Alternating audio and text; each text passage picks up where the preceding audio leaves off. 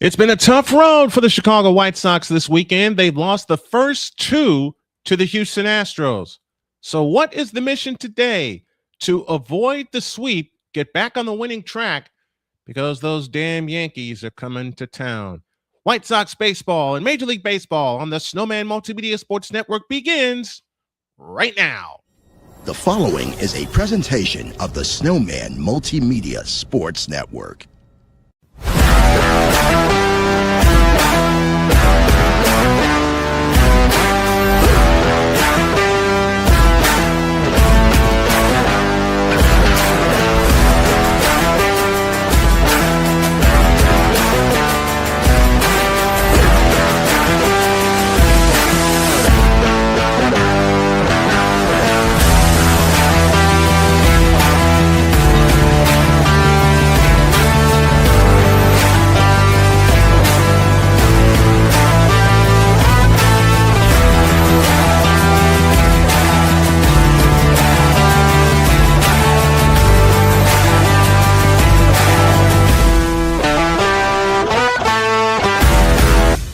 This is Major League Baseball on SMSN. The White Sox will try to avoid the sweep as they face the American League West contending Houston Astros. Our pitching matchup this afternoon, Ronel Blanco, making his second start of the year, has a 7.71 ERA. He pitched 4 2/3 against Miami in his first start of the year, coming off of Tommy John surgery. He'll be opposed by right-hander Eric Fedde, who is 5-6 on the year with a 4.16 ERA. The series storyline looks like this. The Astros are looking for the sweep. Blanco's second start back. Fedde leads the White Sox response as the White Sox have got to figure out how to get to and through the sixth inning without the floodgates opening. And the timely hits are much needed after leaving 5 on base last night and not being able to cash in until the ninth inning. And good afternoon, everybody. My name is Brian Snow. Happy to bring this to you. And today, this is a big day for the White Sox. They've had 2 chances to stretch the lead in the American League Central Division and failed on both of them, because on Friday night, they allowed an 8-run 6th inning to allow the Astros to win 9-5 after the White Sox led that game 5-0.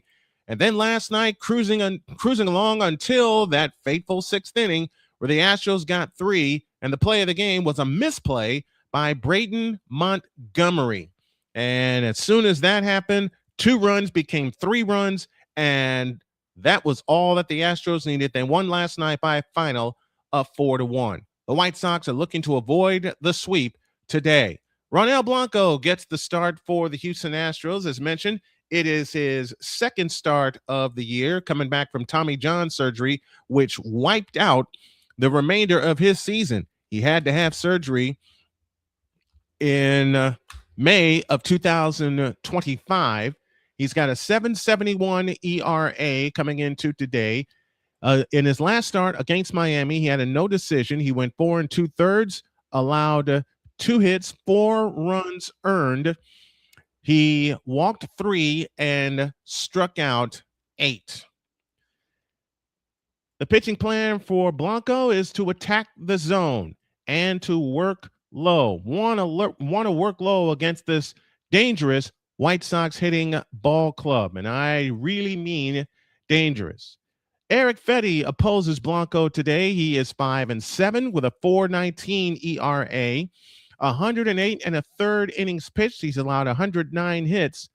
He's allowed 53 runs, 50 of them earned. He has walked 28, struck out 66, and he's allowed 14 home runs. For Fedde today, he wants to attack these hitters. Let's go to our keys of the game as we're still putting this together as we go along. The White Sox need to strike first and strike often. They did that on Friday, led 5-0, but then the floodgates opened. They got to finish scoring chances. They had 3 good scoring chances yesterday. Did not finish any of them. Did not finish any of them at all. And they have to support Eric Fedde, one of the starters that they do not support a lot. They have to. They've got to support Fedde today. And the White Sox have got to win today if they're going to keep their game-and-a-half lead in the American League Central Division. The White Sox will go with the white tops, white bottoms with the black pinstripes, black numbers trimmed in silver. And we'll keep you abreast on what's going on in St. Petersburg as the Tampa Bay Rays and the Cleveland Guardians are doing battle right now. So Eric Fedde, who primarily works from the first base side of the rubber, will begin his warm-up tosses. And quickly around the scoreboard, they're in the top of the third in Boston. Blue Jays and Red Sox are scoreless. Cardinals and Reds are warming up. The Rays lead the Guardians 1-0 in the top of the ninth inning. The Guardians have been out hit 6-1, and we'll keep our eye on that. Starting lineup for the Astros: Jeremy Pena leads off as short. Yordan Alvarez, the DH. Isac Paredes bats third. All right, we'll get your starting lineups right now.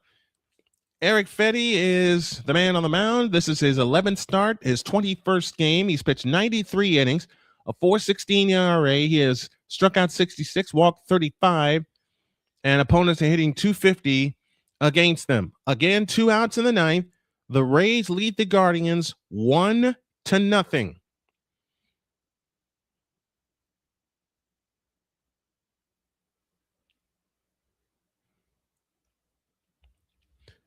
The sweeper is his main pitch. The changeup is his out pitch.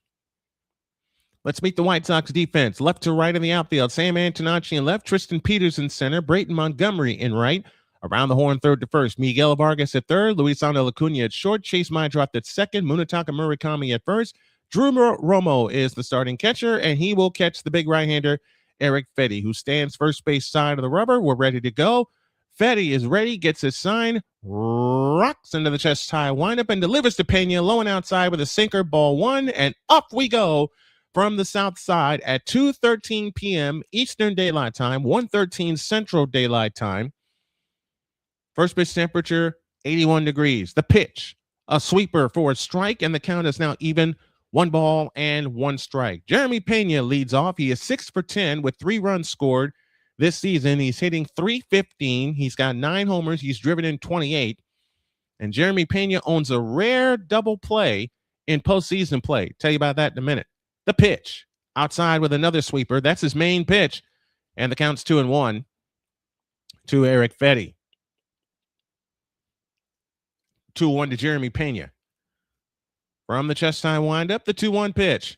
A sweeper that is just a bit inside. And the count is now 3 balls and a strike.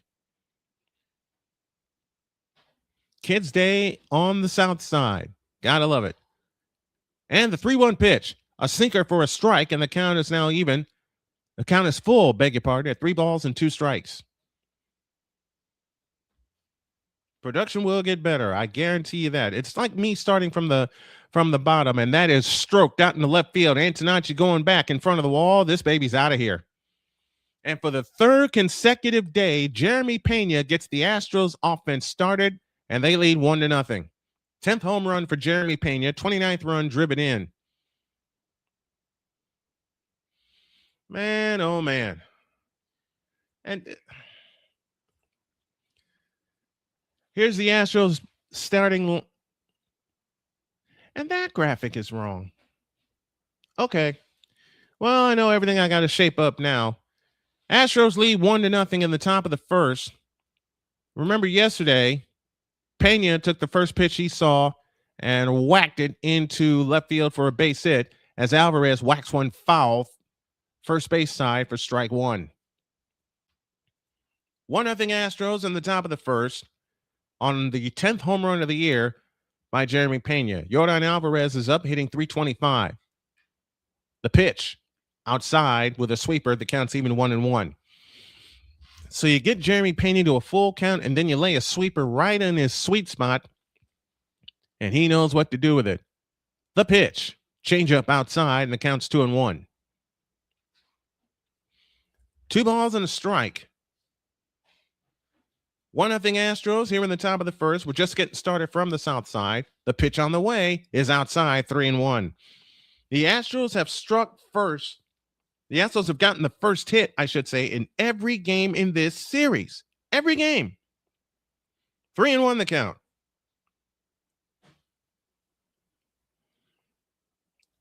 The pitch inside for a strike with a sinker, and the count's full, 3-2. For those of you that are just joining in, Jeremy Pena led off the game with a home run, and the Astros lead 1-0 here in the top of the first. Fedde is ready from the chest high windup. The payoff pitch, a sweeper, just missed. They're going to take a look at it. I think that's a strikeout. It was called a ball on the field, and bingo, Yordan Alvarez is out. So that call's overturned.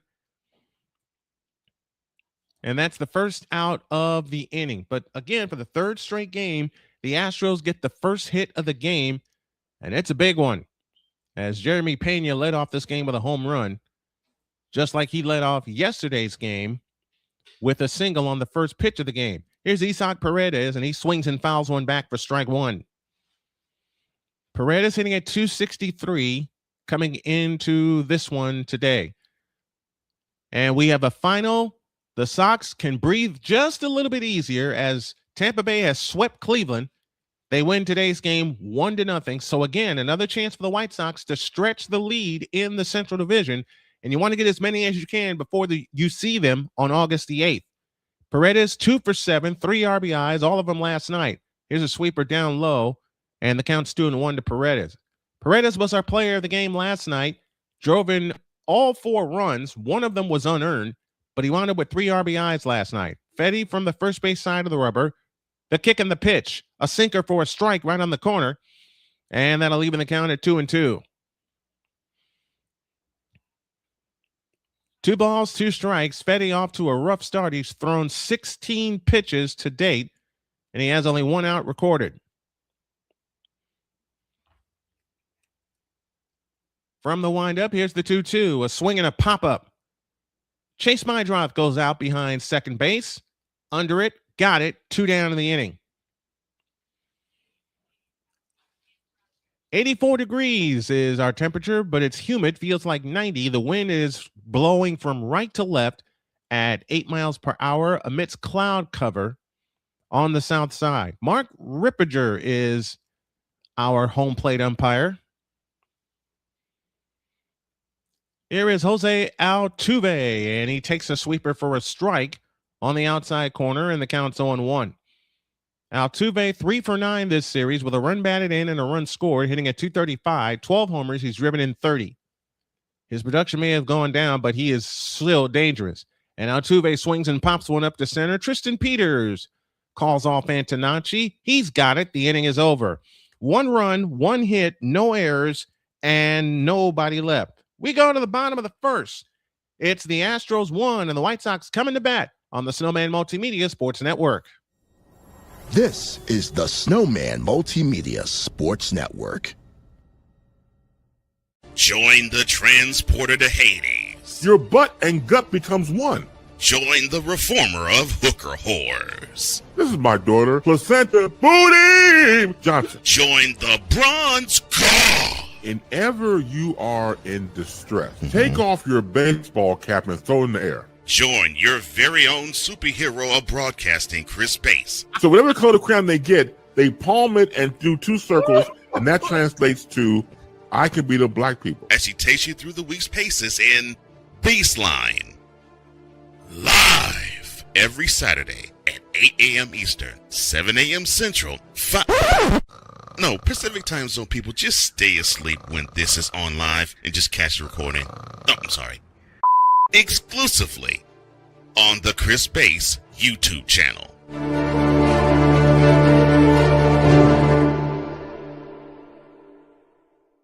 I am so glad you ladies are here. You each have your own rooms. Thank you. Get settled in. I'll call you for dinner. Adopting teen sisters, it's a lot. Girls, you're gonna be late. You want breakfast? No thanks, we're good. They're always in their own world. Headed to the bottom of the first, the White Sox are coming to bat, trailing 1-0. Here's our starting lineup. Sam Antonacci leads off in left field. Munetaka Murakami bats second at first. Miguel Vargas bats third. He's at third base. Brayton Montgomery in the cleanup spot, batting fourth in right field. Andrew Benintendi bats fifth. He's the DH. Tristan Peters bats sixth. He's in left. Chase Meidroth in the seventh spot at second. Luisano Acuna batting eighth at short. Drew Romo batting ninth. He's the catcher. Through the lineup again, Antonacci, Murakami, Vargas, as Antonacci takes a strike from Ronel Blanco, and the count's 0-1. What I'm in the process of doing is making a system, an ecosystem for all of our sportscasts, and that's a strike, and the White Sox just lost the challenge. I think that was a little foolish.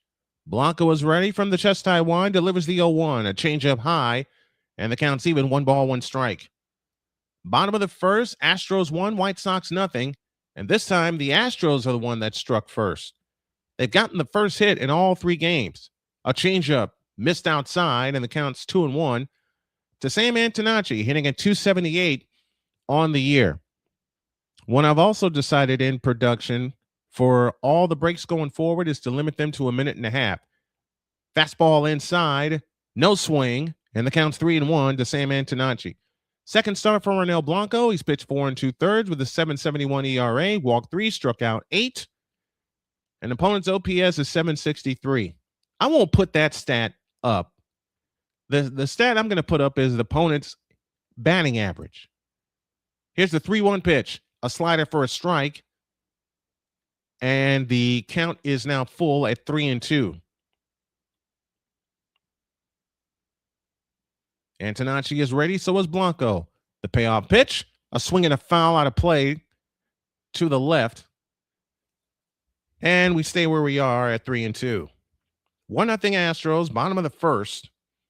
Just getting started on the south side. The Sox have got to win this one today. Here's the payoff pitch. Inside, they check at third. No swing, ball 4, Antonacci's aboard.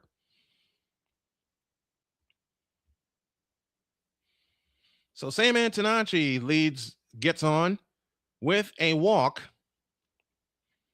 And that'll bring Munetaka Murakami, whose bobblehead is today. And I've got to have one of those. I got to have one. Munetaka Murakami steps in, hitting at 231, 20 homers. He's driven in 42.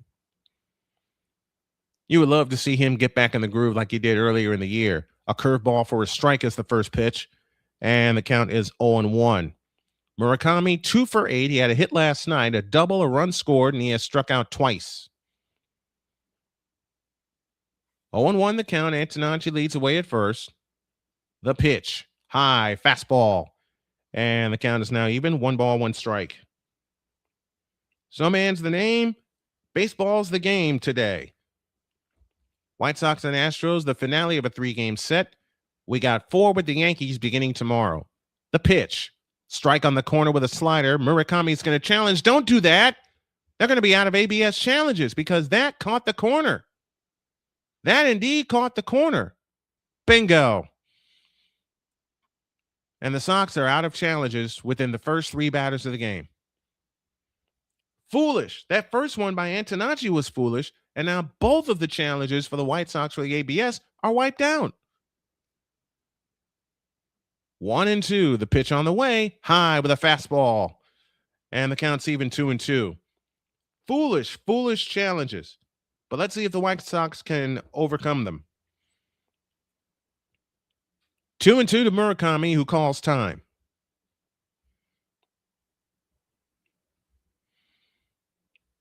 Again, Murakami at 231 on the year.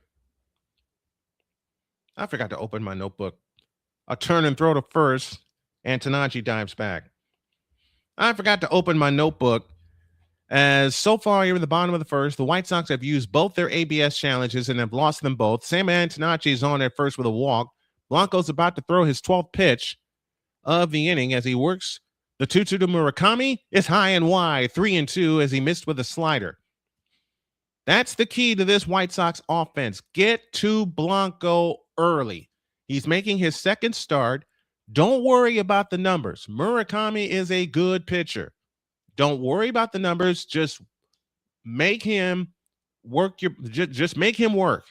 13th pitch of the inning coming up from Blanco to Murakami.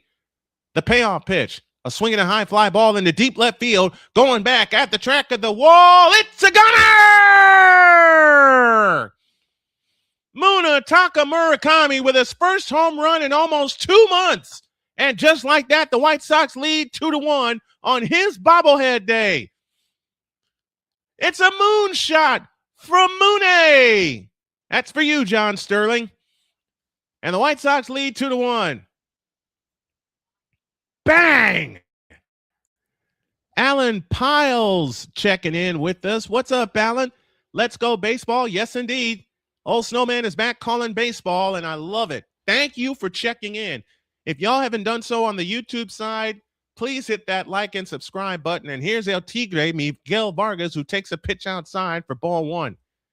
I said last night I wanted to call another home run for Murakami, and it took him a day, but he delivered. From the windup, here's the pitch. A curveball for a strike, and the count is now even at 1-1. I'm going to use John Sterling's home run call one of these days. From the windup, here's the pitch. A swing and a foul off to the right.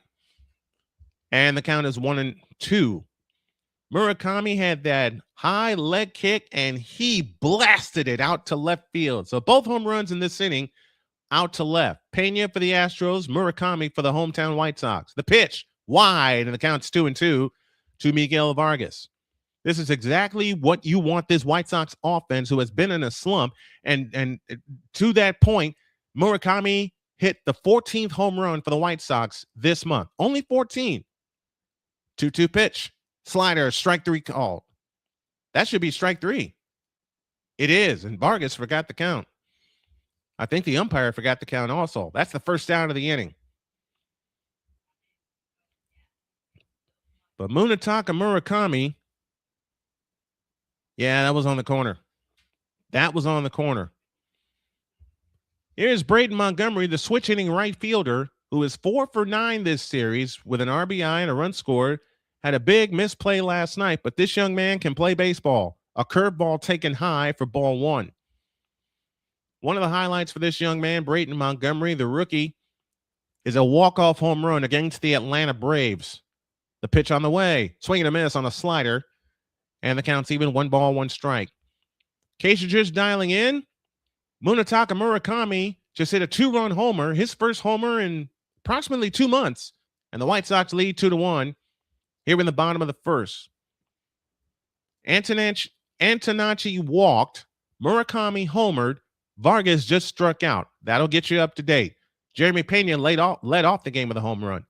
The 1-1 to Brayton, swing and a miss on the changeup down low, and the count's now 1-2 strikes.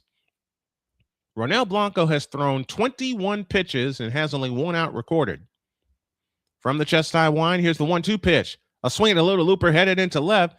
Left fielder is under it. He's got it. 2 down in the first.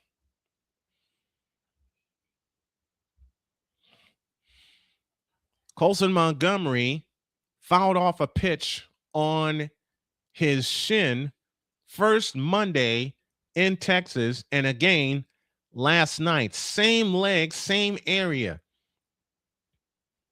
Here's the pitch. A strike call to Andrew Benintendi. The count's 0-1. Sick Diggy is with us from Norway, so we are now officially internationally syndicated. I love it. This is going to grow. The pitch, swing and a miss, and the count is 0-2 to Andrew Benintendi.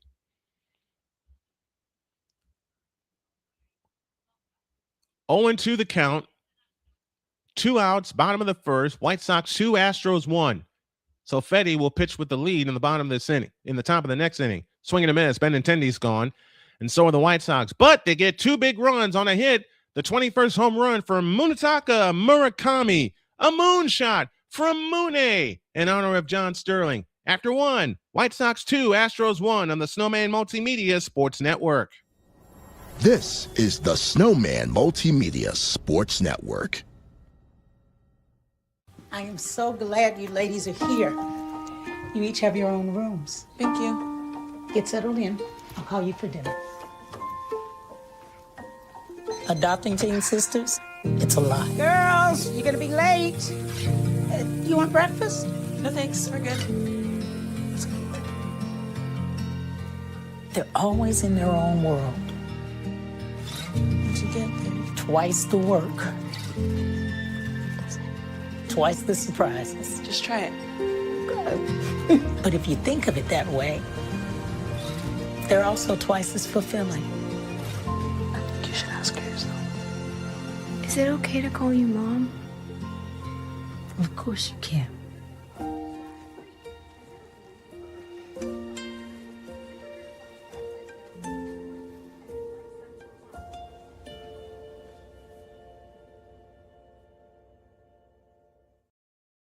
Are you waking up in the morning with a sore jaw, headaches, maybe even ringing in your ears, all because you're grinding and clenching your teeth at night? That's exactly what was going on with me. That's when I found this, the Brux Night Guard. Now the Brux Night Guard redirects the bite force away from the back teeth, reducing jaw pain while still protecting the teeth. This unique design is what makes Brux Night Guard different from all other traditional grind guards. Go to bruxnightguard.com and order yours today. SeatGeek is the ticketing. Top of the second inning, White Sox lead 2-1. There were 2 home runs in the inning, one by Jeremy Pena to lead off the game, and then Munetaka Murakami says, "I'll see you and raise you one." Hit a 2-run shot to left field, his 21st of the year, and that's how we start the top of the second inning with Lamonte Wade Jr., the first baseman, who takes a cutter upstairs for ball 1.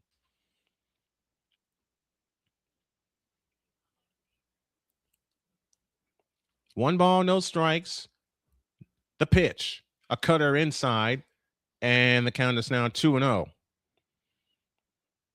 Eric Fedde making his 11th start of the year, 21st appearance overall. The pitch on the way, a sweeper outside, ball 3. So for one of the few times this year, Fedde is pitching with the lead. He's thrown 22 pitches to date, while Blanco threw 23 in the bottom of the first inning. The pitch on the way is a sinker for a strike, and the count is now 3-1 to former Giants prospect Lamonte Wade.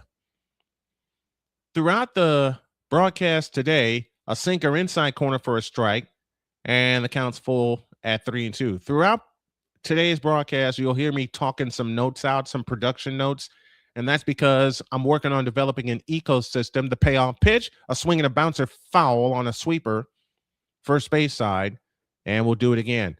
Throughout the course of the game, I want to develop an ecosystem, and I have not become good at writing it, so I'm going to talk it out and then make my notes from there. The payoff pitch, a sweeper low, and it's ball 4. Lamonte Wade is on with a walk. So the White Sox defense has got to come through for them. There was a big error last night by Braden Montgomery, and a lot of White Sox fans saying, "Why are you highlighting that?" Because that was the biggest play of the game. Instead of it being 2-0, it became 3-0, and then you have Mr. Hunter Brown. Yanner Diaz 0 for 4, 0 for 4 last night. The pitch, a sinker for a strike, and the count's 0-1. Diaz hitting at 232 on the year. And I want to develop an ecosystem across all the leagues and games that we broadcast here on the network. Fedde from the set position at the belt. The kick in the 0-1 pitch, a swing and a smash to third. Second 1, return 2, a double play. What a play by El Tigre, Miguel Vargas. He starts a 5-4-3 double play and quickly 2 outs in the inning. What a play by Miguel Vargas. And that double play looked tailor-made and very easy. And just as I said, the White Sox defense needs to have a good game. You get that. So 2 outs in the inning. And Taylor Trammell takes the strike with a sinker, and the count is 0-1. Taylor Trammell pinch hit last night. And I know I'm going to get the question of why I stepped away from covering the WNBA. Well, the reason is pretty simple. With all of the turbulence The pitch, a cutter missed. They appeal at third, no swing, and the count's even 1-1 strike. The reason I stepped away from the WNBA is pretty simple. I cannot call those games objectively, especially being a fan of Caitlin Clark and the Indiana Fever. That sweeper is wide, and the count's even 1-1 strike.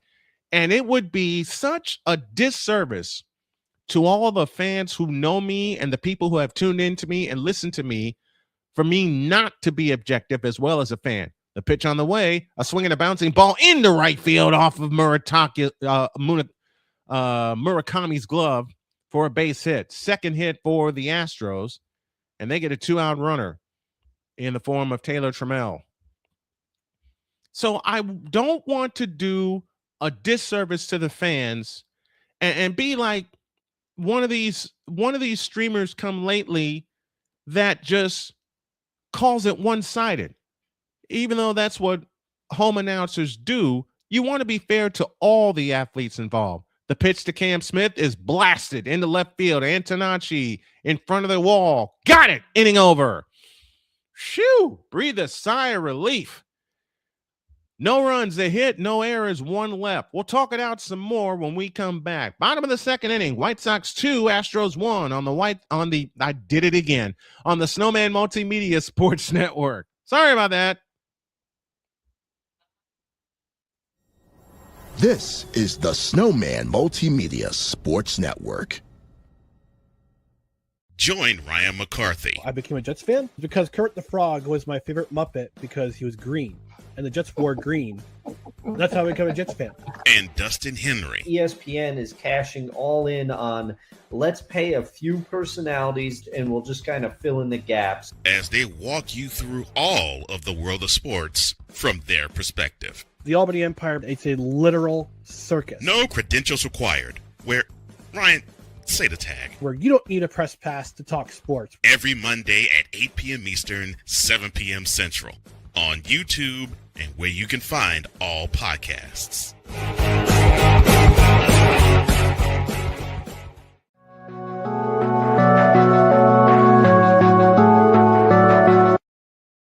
I want to do a TED Talk, but I don't have anything to talk about yet. I'm getting there. Life is for the living. We're not here that long. You can learn anything you want to learn without any money spent. What do I really enjoy? What do I really want out of life? I am your host, WIZE. Are you in a life holding pattern? Well, this is for you. Welcome to the Stuck in My Mind podcast. Live every Monday, Tuesday, and Wednesday at 4 p.m. Central.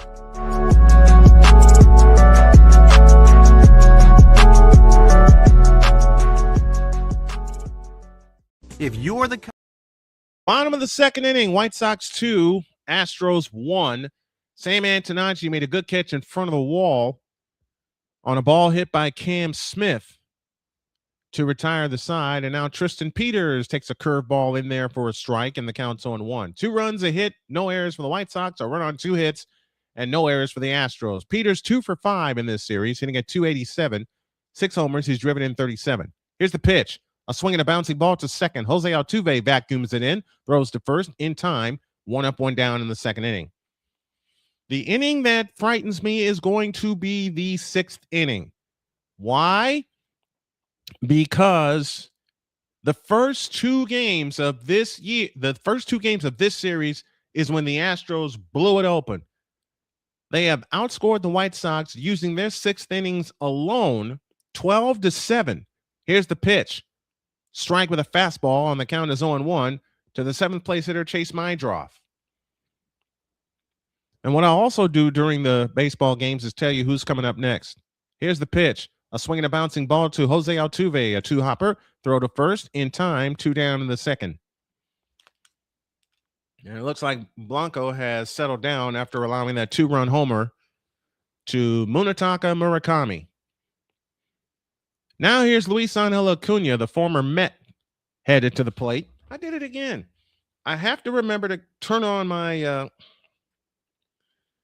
I got to remember to turn on my notebook as Acuna takes a strike and the count's 0-1. 2 out here in the bottom of the second.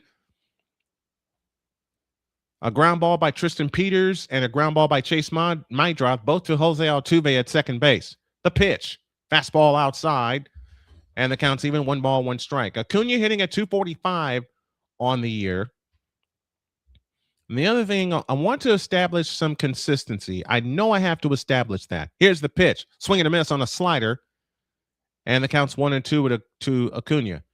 But as I was saying in the top of this inning, I stepped away from the W and from covering the fever because my objectivity was challenged with every piece of wrongdoing. That slider is outside, and the count's even 2-2 to Acuna. With every piece of wrongdoing that's going on in the W right now, I cannot call the games effectively or objectively, even though my team is the Indiana Fever. I can't and I won't do that disservice. Next one, slider, strike 3 called, inning over. Acuna knew it, and so did Blanco, and the White Sox go up and down in order in the bottom of the second. We head to the third, White Sox 2, Astros 1 on the Snowman Multimedia Sports Network. This is the Snowman Multimedia Sports Network. Join the transporter to Hades. Your butt and gut becomes one. Join the reformer of hooker whores. This is my daughter, Placenta Booty Johnson. Join the bronze god. Whenever you are in distress, take off your baseball cap and throw it in the air. Join your very own superhero of broadcasting, Chris Bass. So whatever color crayon they get, they palm it and do 2 circles, and that translates to, I can beat up black people. As he takes you through the week's paces in Baseline. Live every Saturday at 8 a.m. Eastern, 7 a.m. Central, No, Pacific Time Zone people, just stay asleep when this is on live and just catch the recording. Oh, I'm sorry. Exclusively on the Chris Bass YouTube channel.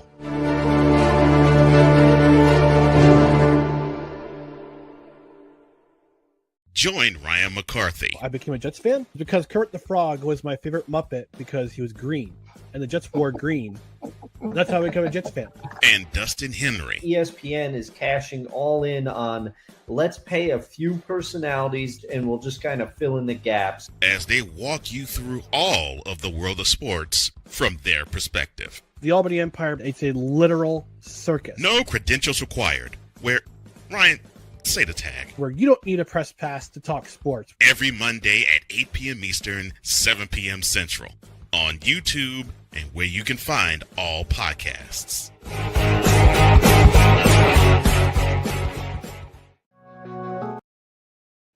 Top of the third, White Sox 2, Astros 1. And a recent commenter just came into our YouTube chat. You think they had a meeting about 6th innings this morning? I hope so. Zach DeCenzo leads off the third, taking a sweeper outside for ball 1. Chris Cope 1681 is with us. Thank you, Chris, for checking in. And I hope they had a meeting about the 6th innings. That sweeper's outside. The count's even. 1 ball, 1 strike. 2-1 White Sox here in 2-1 White Sox here in the top of the third. Zach DeCenzo, the 9th place hitter, swings and misses at a cutter. Actually, he hits it foul, and the count is 2-1. If you haven't done so, subscribe to this channel as well as watch SMSN on YouTube. Watch for our Watch SMN website and the Snowman Multimedia website for everything with Snowman Multimedia and the Snowman Multimedia Sports Network. What I am eventually going to do is combine it all into one website. So there be a page, the pitch, bouncing ball to third. Miguel Vargas sucks it up. The toss to first. Got him. 1 down in the third. And we'll go back to the top of the order in Jeremy Pena, who is 1 for 1 with a home run this afternoon. Chris, where are you tuning in from? Love to shout you out properly, my man. So in case you missed it, all the scoring came in the first. The man who's coming to the plate now, and Jeremy Pena, hit a leadoff home run, his 10th of the year. And then Munetaka Murakami answered with a 2-run homer in the bottom of the first, his 21st. And that's where we stand right now here in the third. The windup in the pitch to Pena is grounded foul, third base side. And the count is 0-1. The rare double play I wanted to tell you about with Jeremy Pena, and he did this as a rookie in 2022. He won both the League Championship Series and World Series MVP. That sinker is up and in, 1 ball, 1 strike. He did that in 2022 with the Astros. Cope coming to us from Biloxi, Mississippi. Sweet. Welcome to you, my friend. From the windup, here's the pitch. A swing and a drive to right. Going back, Brayton Montgomery at the wall. He's done it again. What? 2 homers, 2 at-bats for Jeremy Pena, and this game is even at 2 apiece. Wow. I told you this was a good hitting ball club. And this time he went opposite way. A sinker that didn't sink.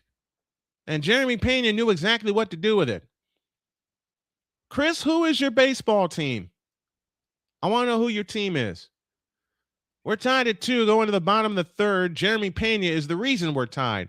Here's the big man, Yordan Alvarez, who takes a sweeper outside for ball 1.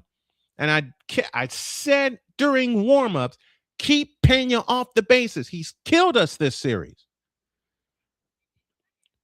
The pitch on the way. A swing and a high fly ball into center field. Going back on it is Tristan Peters.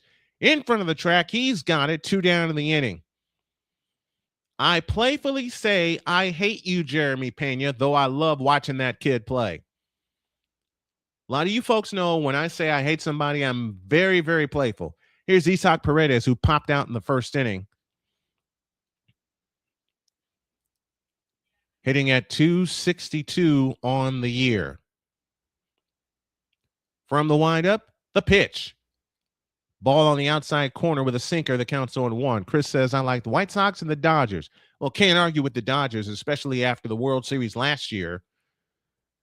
And I've been a White Sox fan since '82. Here's a cutter for a strike. I watch Braves games whenever possible. Yeah.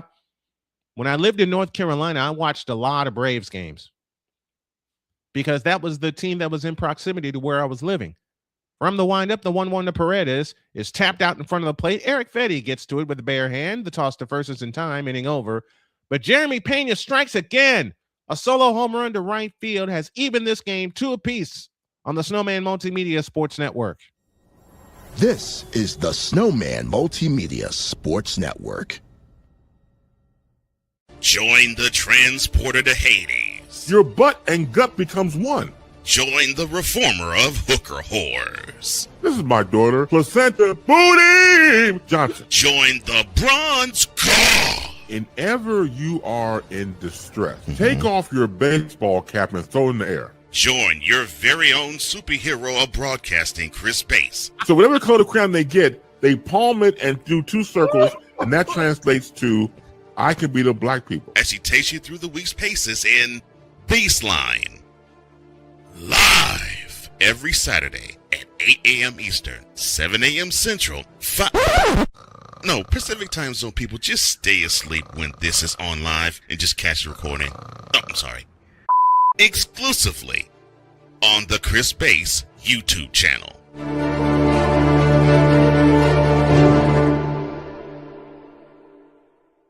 Join Ryan McCarthy. To the bottom of the third we go in a 2-2 tie. Time for a scoreboard update. They're in the top of the 5th in the nation's capital. District Nation has the call on YouTube. It's Arizona 3, Washington 2. Dr. DeLay, another friend of mine on YouTube, has the Pirates and the Cubs, and it's the Pirates up 7-4.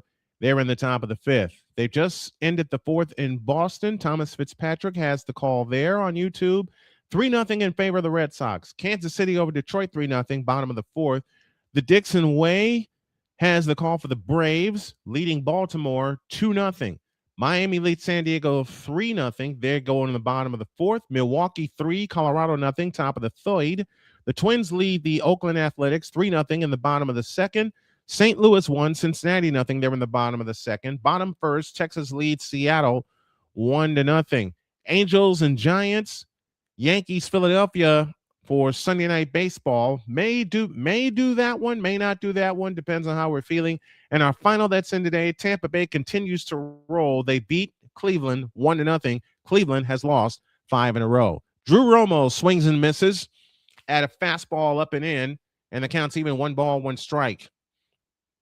2 runs, 3 hits, no errors for the Astros. 2 runs, 1 hit, no errors for the White Sox. Ronel Blanco in his 3rd inning of work. And I love what Cole asked me. You think they had a meeting about the sixth inning? I hope so. Here's the pitch. Change up strike, and the count is 1-2. Romo at 127. He's hit 5 long ones. He's driven in 11.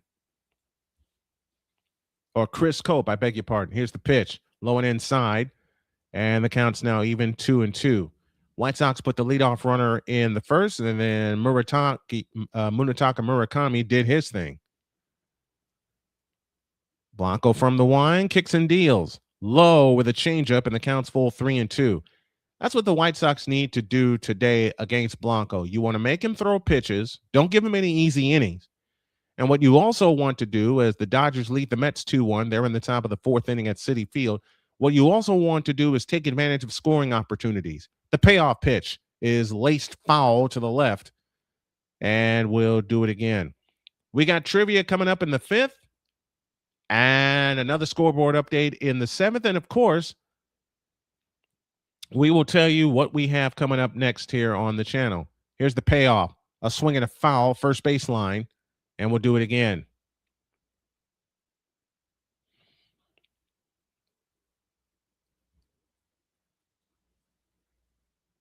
Three balls, 2 strikes to Drew Romo, the 9th place hitter.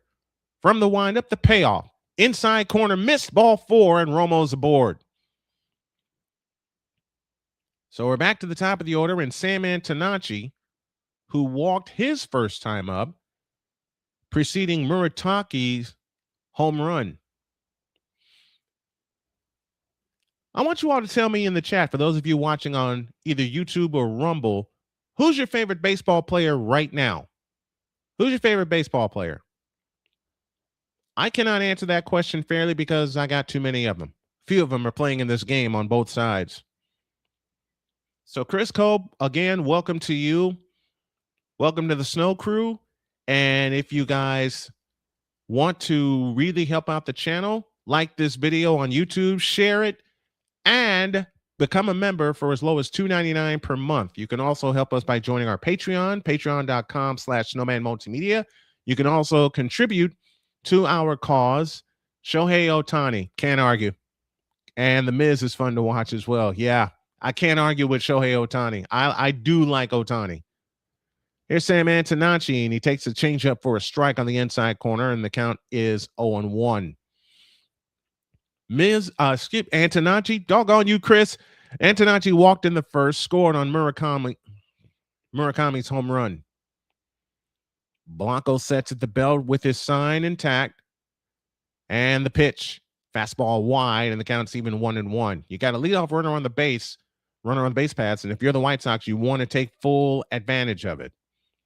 And you want to cash it in, because this Astro team can score in bunches. They play him double play depth up the middle. Isac Paredes in on the grass at third. They throw to first, and Romo is back safely. 1 ball, 1 strike to Sam Antonacci. 45th pitch coming up from Ronel Blanco. From the set position, here's the pitch. A changeup outside, ball 2. I like watching Ohtani. Can't help it. I love watching Murakami. My favorite all-time player, I got so many of those, but my favorite White Sox player of all time is Frank Thomas, the Big Hurt. Here's the 2-1, a swing and a high, pop foul. Third base side out of play. Paredes gives it a look, but way out of play, and the count's even 2-2. I like this rookie here, Sam Antonacci. Arku is in the house with us. I want y'all to get this one. I want us to get this one too. We've had 2 shots so far to extend the lead in the Central, but the Astros got us in the 6th inning both times. The pitch, swinging a foul out of play. We'll do it again. Murakami's my favorite this game, hoping he gets an RBI. Well, you missed the fun in the first, Chris. Murakami has a 2-run homer, so the Rangers can have some cushion in the AL West. I forgot you were a Rangers fan, man. The 2-2, a swinging a bouncing ball off the middle and through for a base hit. Romo will make the turnaround second and head to third. They got a chance to get him. The throw, chief. So now you got runners on the corners with nobody out. Antonacci takes the extra base. So I ain't got runners at the corners, a chance at the lead. And Mune headed to the plate. Murakami has 21 home runs this year, 10th most by a White Sox rookie, which is tied with Colson Montgomery and Alexei Ramirez. The Cuban Missile, Alexei Ramirez. Wait till y'all hear my White Sox trivia question in the fifth inning. Gonna put that in place. The pitch on the way, a curveball high, ball one. Murakami, 21 homers. He's driven in 44. The two latest came in the first inning. The pitch, a curveball strike on the upper inside corner, and the count's even 1 ball, 1 strike. A base hit gets you 2 runs. And you don't want to hit it at anybody. From the windup, here's the pitch. A swing and a bouncing ball to Altuve. One of them will come home. Throw to first is in time. Murakami with an RBI ground out. Romo scores, and the White Sox lead 3-2. And you got another one runner on the base paths with only 1 out. That is where the White Sox have failed this series and in general the second half of the season, getting runners in with less than 2 out. And a stat that I said yesterday and I repeated today, they only have 14 home runs this month. And you know the best part? They continue to win. Here's Miguel Vargas with a shot. Oh, what a catch by Isac Paredes. He dives on third, tags the bag, inning over. Wow. What a play by Isac Paredes. He takes a double away from El Tigre. Miguel Vargas completes the double play by stepping on third, and that's that. Oh, man. The leather has been thrown around by both teams in this series. A run on 2 hits, no errors, and nobody left. Hang a star on that one for Isac Paredes. We go to the 4th. White Sox 3, Astros 2. Back with more after this on the Snowman Multimedia Sports Network.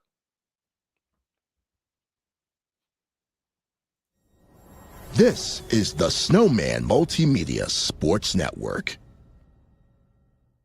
Join the transporter to Hades. Your butt and gut becomes one.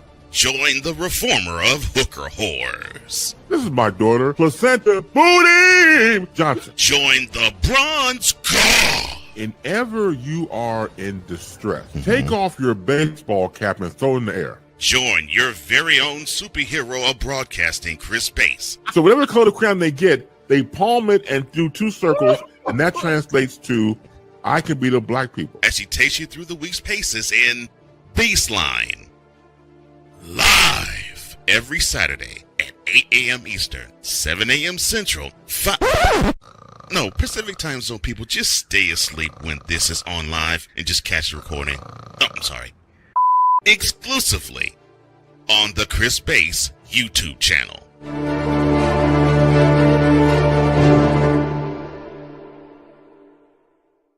I am so glad you ladies are here.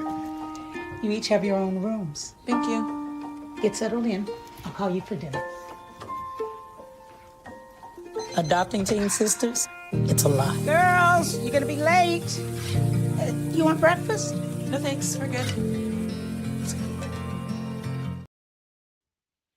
We're heading to the top of the 4th inning, and Isac Paredes just saved a run and extra bases with a great stab on a line drive at third. And now Jose Altuve at the plate takes a sinker, didn't offer, and the count's 1-0. Altuve 0 for 1 on the afternoon. White Sox 3, Astros 2, and a chance for more, but Isac Paredes threw the leather at third base. The pitch, a strike call, and the count's even 1-1. Man, oh man, plays like that make me love baseball all over again.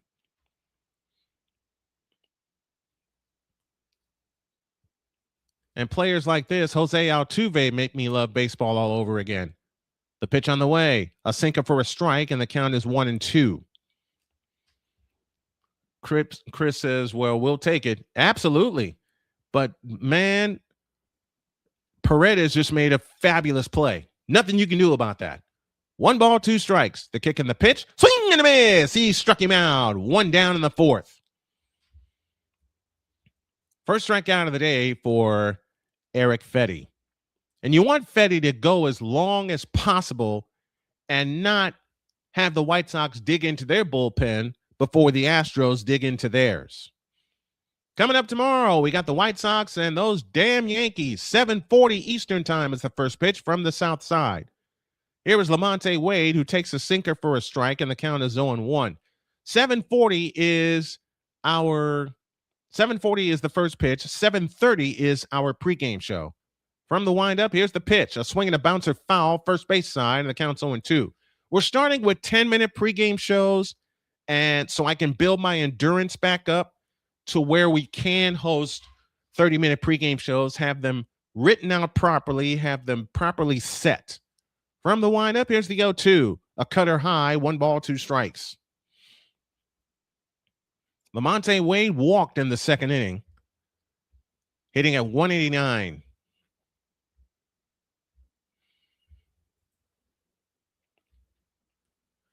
From the chest high wind, here's the 1-2 pitch. Changeup missed on the outside corner, and the White Sox can't use any. The White Sox have no ABS challenges left. Just outside. From the windup, the pitch. A swing and a pop up into right. Braden Montgomery. Are you kidding me? Back at the wall, Montgomery. He makes the catch. He makes the catch. A leaping catch by the rookie Braden Montgomery at the wall to take a home run away. Hang a star on that one, as both of these teams are playing defense this afternoon. Wow. That ball was in the bullpen, and the young man, Braden Montgomery, brought it back. 1 out, or 2 outs, I should say, in the fourth. Here's Yainer Diaz, who takes a sweeper for a strike, and the count is 0-1. Braden Montgomery, nice play, young man. Nice play. That ball was in the bullpen, and he brought it back. Diaz swings and misses, and the count's 0-2. Phew, a sigh of relief. You're not out of the woods yet, but this game was tied, and Braden Montgomery said, not today it isn't. The pitch on the way. A swing and a fly ball to right, foul, and the count stays where it is at 0-2. 31,000 on Friday, 30,000 last night, another 30,000, I think, this afternoon. And the White Sox with a chance, with a win today, to stretch their lead in the Central Division to 2.5 games. From the windup, the pitch, high with a cutter, and the count's 1-2. Chris Cope says, oh my God, I got to remember to breathe here. You and me both, partner. You and me both. I looked at that. Here's a looper. Oh, caught by Vargas. El Tigre takes a hit away, and that's the inning. No runs, no hits, no errors, and nobody left. Braden Montgomery just saved the game to this juncture, robbing a home run. We go to the bottom of the fourth. White Sox 3, Astros 2. We look for more on the Snowman Multimedia Sports Network. This is the Snowman Multimedia Sports Network. Join the transporter to Hades. Your butt and gut becomes one. Join the reformer of hooker whores. This is my daughter, Placenta Booty Johnson. Join the bronze car. Whenever you are in distress, take off your baseball cap and throw it in the air. Join your very own superhero of broadcasting, Chris Bass. So whatever color crayon they get, they palm it and do 2 circles, and that translates to, I can beat up black people. As she takes you through the week's paces in Baseline. Live every Saturday at 8 a.m. Eastern, 7 a.m. Central, Pacific Time Zone people, just stay asleep when this is on live and just catch the recording. Oh, I'm sorry. Exclusively on the Chris Bass YouTube channel.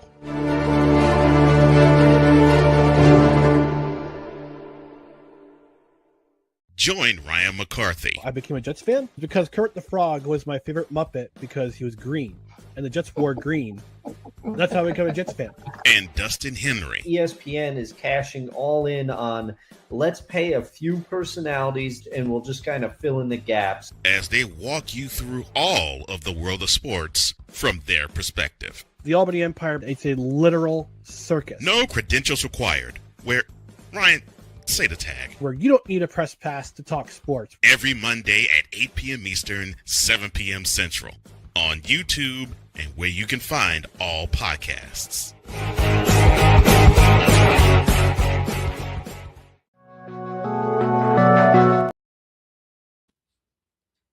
Phew!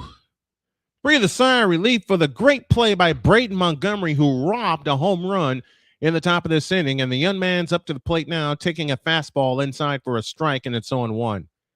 So after a bad night last night from Braden Montgomery, he, to this point, has just saved the game. The pitch, a swing and a high fly ball into center field. Trammell jogging under it, moves toward left center, makes the catch, and there's one out in the fourth. Ronel Blanco on for his fourth inning of work. He's thrown 54 pitches to this juncture. The most important game we're paying attention to, the Cleveland Guardians have gone down to the Tampa Bay Rays 1-0. The Guardians have lost 5 in a row. Here's Andrew Benintendi, who takes a slider inside and low for ball 1. You know what I want to do? I want to bring back a show that is similar to This Week in Baseball, but put the snowman spin on it. Benintendi hits a shot foul to the left, and the count is 1-1. You know, but Pure Adrenaline Sports has his baseball rankings every Sunday. That's terrific. I want to add that too. Here's the pitch, swinging a foul out of play to the left, and the count is 1-2. I got all kinds of ideas for our coverage going forward because I want to turn this from a hobby into a living, and I can thank Dr. K for that distinction, even though she believes, as well as my friends, that pitches outside with a changeup, and the count's even 2-2. She believes, as well as my friends believe, that this is not a hobby for me, and it hasn't been for 30 years. However, the way certain people look at it, the pitch on the way, Benintendi swings and drives one to the right center. Coming on is Trammell. He's got it, 2 down in the inning. But the way that certain people feel, and I'll just leave it at that, this is a hobby because I'm not bringing in the bucks, ... yet. Do I plan to? You better damn well believe I am. Here's Tristan Peters, who's 0 for 1 on the afternoon, grounded out to Jose Altuve in the second. We're in the bottom of the fourth. White Sox 3, Astros 2. The pitch to Peters is smoked to first, grabbed by Wade, flipped to Blanco, in time, inning over. Oh, baby. Both teams are throwing the leather here. Up and out go the White Sox in order, and we head to the fifth. White Sox 3, Astros 2. Back with more on the Snowman Multimedia Sports Network.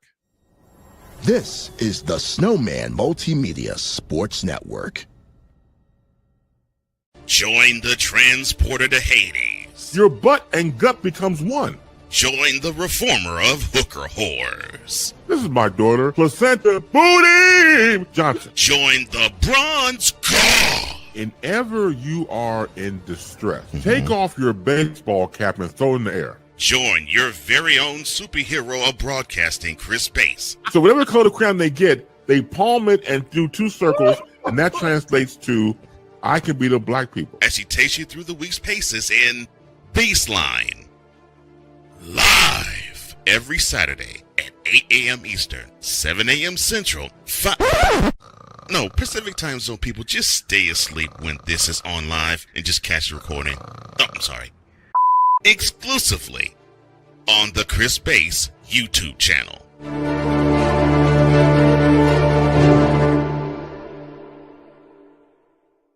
I am so glad you ladies are here. You each have your own rooms. Thank you. Get settled in. I'll call you for dinner.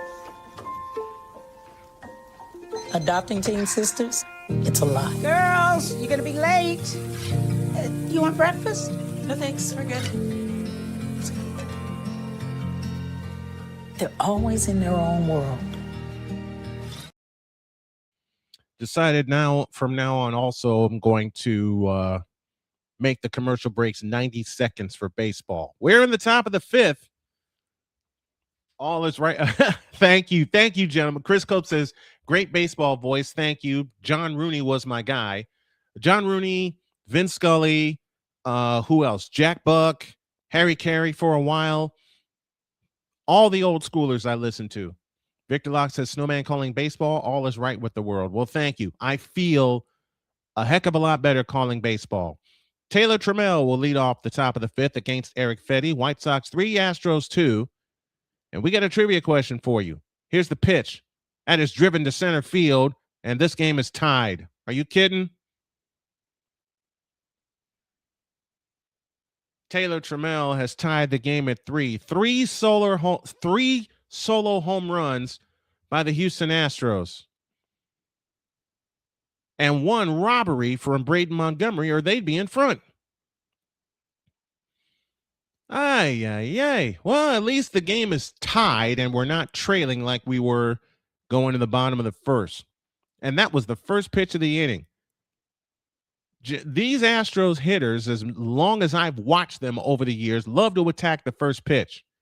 Here's Cam Smith, who thought he had a home run until Sam Antonacci robbed him. The pitch to Cam is a strike, and the count's 0-1. And Jordan Hicks, the hard-throwing right-hander, former St. Louis Cardinal and Giant, now throwing in the bullpen for the White Sox. Smith swings and misses at a sweeper, and the count's even 1-1. Chicago Paul, living in Lake Havasu City, Arizona, huge Sox fan. Thank you very much. Fedde Wap keeping the game anxiety-free. Yeah, we're tied at this point, not trailing. The pitch on the way is a sinker that is up and outside, and the count's 1-2. I have a feeling we'll see Jordan Hicks in the 6th inning. Jordan Hicks was a great closer for the St. Louis Cardinals, but then 2 Tommy John surgeries happened. 1-2 pitch to Cam is a sweeper outside, and the count is even at 2-2. If you haven't done so, please subscribe to the channel, like this video, share this video, subscribe to the channel, tell your friends about it. We're all over the place. The pitch, low and outside, the count's full 3-2. Oh my Josh is with us. My favorite current player is Miguel Vargas, El Tigre, Miguel Vargas. I love Vargas. I love these young kids and this young team. Payoff pitch, swinging a drive in the left. Antonacci fading back, under it, at the wall. Got it. First down of the 5th. That's the second hit by Cam Smith with the wind blowing right to left that died right at the fence. It died right at the fence. That was close. 1 down in the 5th. And Eric Fedde has given up a lot of fly balls this afternoon. And on that last shot, he was just shaking his head as if to say, not again, but thank you, Sam. Here's the 9th place hitter, Zach DeZenzo, who takes a sweeper for a strike on the inside corner, and the count's 0-1. The wind is blowing out to left. DeZenzo, right-handed batter, swinging a drive to right. Coming in as Peters. He won't get there. It's a base hit. So DeZenzo on with a single with 1 out in the 5th. And the Astros have the go-ahead run on.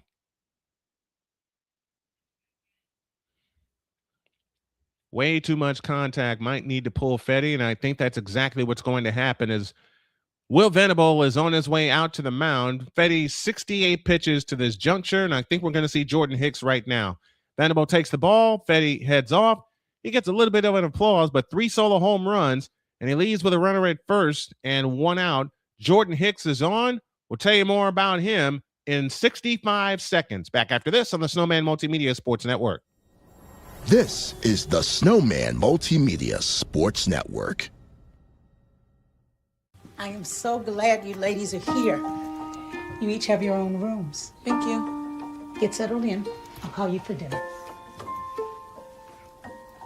Adopting teen sisters, it's a lot. Girls, you're gonna be late. You want breakfast? No thanks, we're good. They're always in their own world. What'd you get? Twice the work.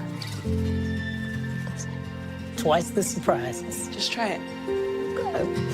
But if you think of it that way, they're also twice as fulfilling.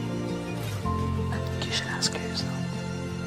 Is it okay to call you Mom? Of course you can.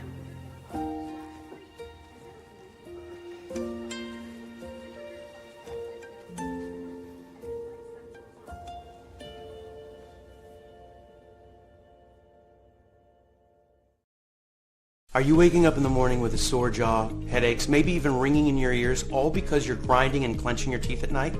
That's exactly what was going on with me. That's when I found this, the Brooks Night Guard. Now the Brooks Night Guard redirects the bite force away from the back teeth, reducing jaw pain while still protecting the teeth. This unique design is what makes Brooks Night Guard different from all other traditional. Jordan Hicks is on his 32nd appearance. He's pitched 28 in the third with a 3.49 ERA. The runner at first is the responsibility of Eric Fedde. In a 3-3 tie here in the top of the fifth inning with one out, Jordan Hicks now on to try to keep the Astros right where they are, and he has to deal with the gentleman who started today's scoring in Jeremy Pena. The pitch. Fastball strike, and the count's 0-1. Hicks can still throw it. He can average up to 100 on his pitches. He might have to be our closer if we don't land a closer at the trade deadline. But I don't know if he's capable of that physically. Swing and a miss on a sweeper. That was nasty. That sweeper started right down the middle and then just fell off the table. 0-2 to Jeremy Pena, who's 2 for 2 on the afternoon.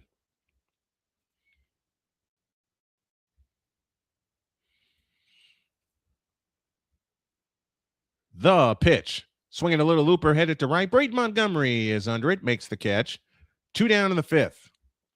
Carlos Beltran, Andrew Jones, and Jeff Kent inducted into the Hall of Fame today, and our congratulations to those guys.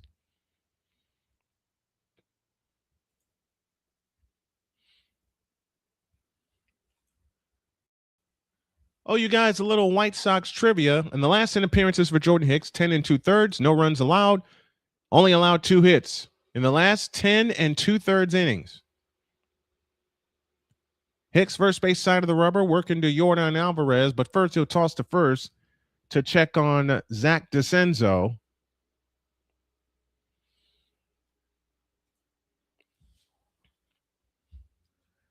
Two out, a runner aboard. Tie game at 3 here in the bottom of the fifth. The pitch, swing and a miss on a sweeper. And the count is 0-1.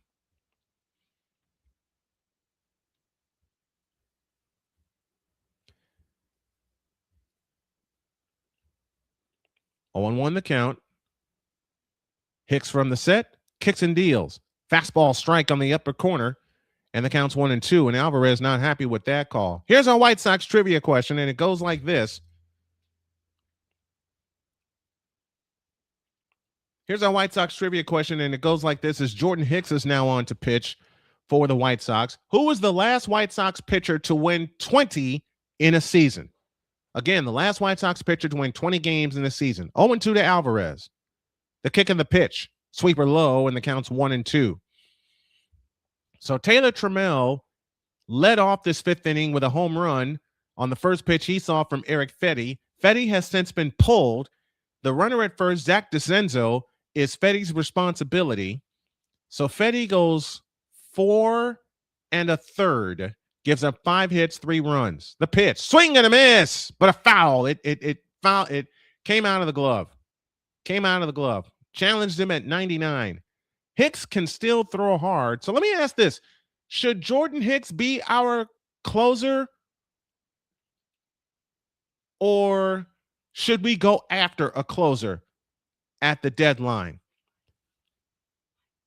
The pitch on the way, swinging a foul. We'll do it again. Once again, our White Sox fifth inning trivia goes like this. Who is the last White Sox pitcher to win 20 in a season? And Chris got the right answer. It is Esteban Loaiza, 2003. Hicks is ready.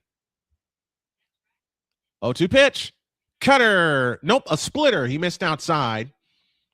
And again, I go back to the first inning where the White Sox used both of their ABS challenges. That one was correct. Keep Hicks for relief and get Mason. I agree. They got to go after a bona fide closer. Pitch on the way, a sweeper outside, and the count's full 3-2, and this will put DeCenzo in motion. I think you go up and in on Alvarez and get him to chase. DeCenzo leads away. He'll be off with the pitch. Hicks is set from the belt. The payoff pitch with the runner going is high, ball 4 with a 100-mile-an-hour fastball. And now the White Sox got a problem. 2 on, 2 out in the 5th. So this runner is the responsibility of Jordan Hicks as Alvarez draws a walk. DeCenzo is the responsibility of Eric Fedde. And Romo will come out to talk with the hard-throwing right-hander, Jordan Hicks. How about another White Sox trivia question? In 1983, the White Sox had not one, but 2 20-game winners. Name them. 1983, the White Sox had 2 20-game winners. Name them. Here is Isac Paredes, who made a great defensive play, taking a run away, and now that play is huge as we are tied and the White Sox not in front, as he snagged a line drive from Miguel Vargas and was able to complete the double play by tagging the bag. But Paredes is dangerous. The pitch, breaking ball inside, ball 1. Came at him with the sweeper that time. Calm down, Jordan Hicks. See, as a pitcher, you get so excited because you have someone down 2 strikes and you want to put them away, but you start getting cute. The pitch, sweeper strike, and the count's even 1-1. And as Victor and I love to say, you try to get cute and you wind up getting caught. That's what happened to Eric Fedde on the first pitch of this inning. Tried to get cute with Taylor Trammell, and Taylor Trammell caught him. Here's a bouncer foul with a sinker at 100. What kind of filth is that? I said that on the Pure Adrenaline Sports Channel when we did the White Sox and the Blue Jays from Toronto. As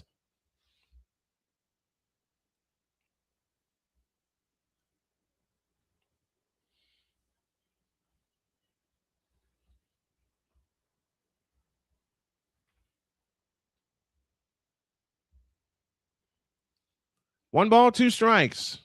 Jordan Hicks to Isac Paredes. The pitch on the way, a swing and a drive to center, and caught by Chase Mydroth, running out to center to make the catch, and that'll be that. A run on 2 hits, no errors, and 2 left. Yes, Chris, 100 miles an hour on a sinker. Crazy. Very, very crazy. Work to do. The White Sox and Astros tied 3 apiece as we go to the bottom of the 5th on the Snowman Multimedia Sports Network. This is the Snowman Multimedia Sports Network. I am so glad you ladies are here. You each have your own rooms. Thank you. Get settled in. I'll call you for dinner. Adopting teen sisters, it's a lot. Girls, you're gonna be late. You want breakfast? No thanks, we're good. They're always in their own world. What'd you get there? Twice the work. Twice the surprises. Just try it. But if you think of it that way, they're also twice as fulfilling. I think you should ask her yourself. Is it okay to call you Mom? Of course you can.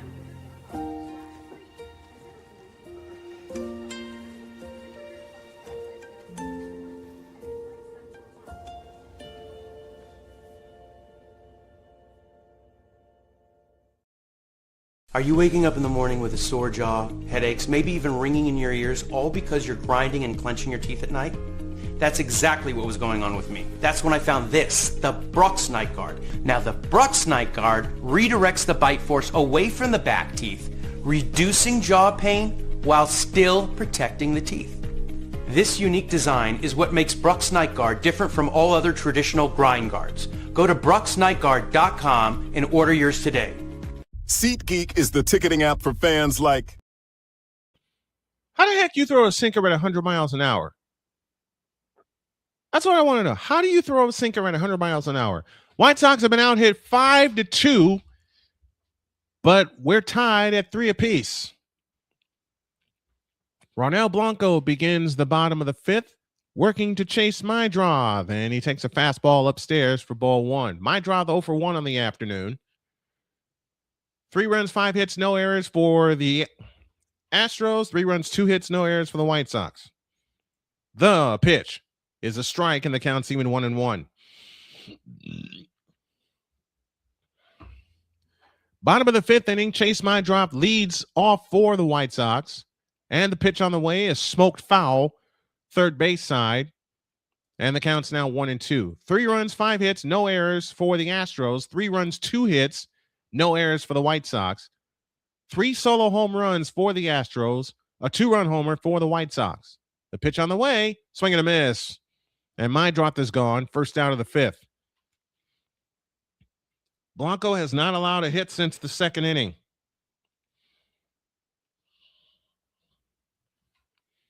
The other thing I want to work on is my posture.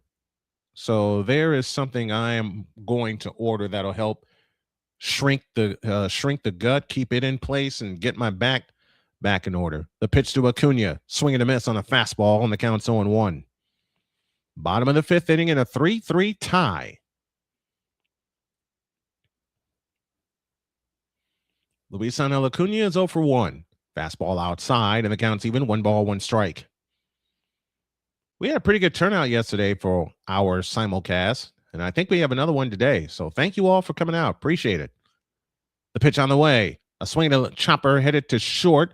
Up with it, Pena. Throw to first is in time to get the speedy Acuna. 2 down in the 5th.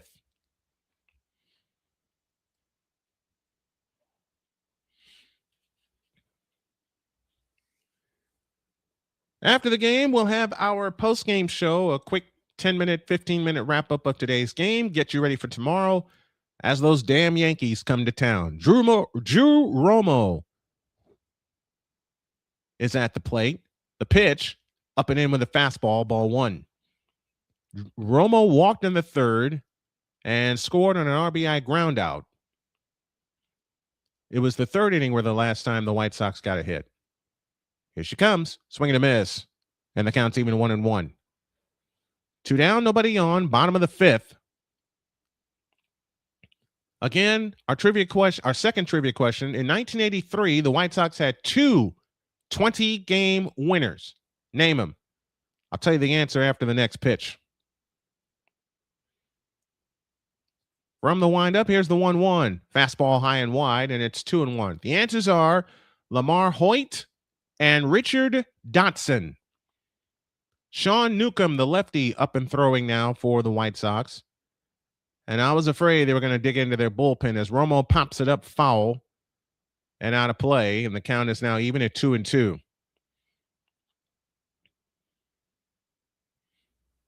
The 1st, the 3rd, and the 5th inning is where the Astros have hit home runs. From the windup, the pitch. Swinging a bouncer, first base side foul. And we'll do it again.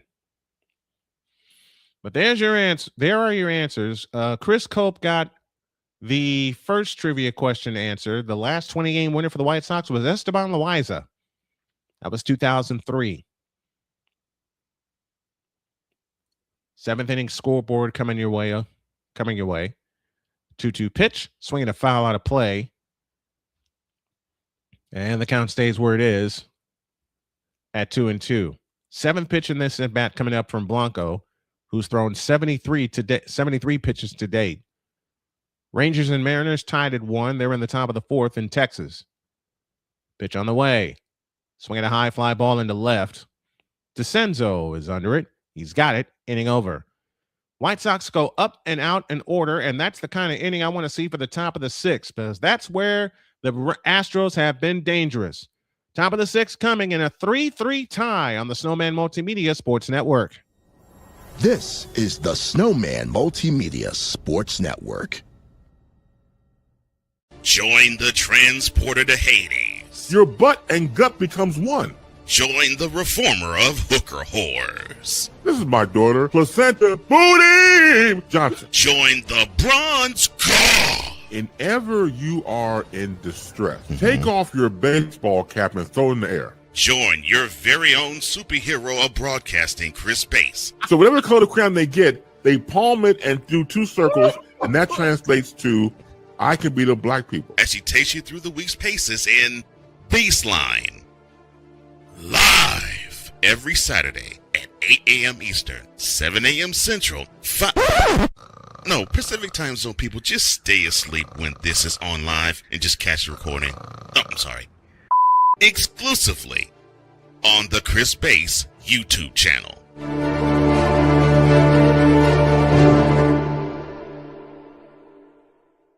Join Ryan McCarthy. I became a Jets fan because Kurt the Frog was my favorite Muppet because he was green, and the Jets wore green. That's how I became a Jets fan. And Dustin Henry. ESPN is cashing all in on let's pay a few personalities and we'll just kind of fill in the gaps. As they walk you through all of the world of sports from their perspective. The Albany Empire, it's a literal circus. No credentials required. Where, Ryan, say the tag. Where you don't need a press pass to talk sports. Every Monday at 8 p.m. Eastern, 7 p.m. Central. On YouTube and where you can find all podcasts.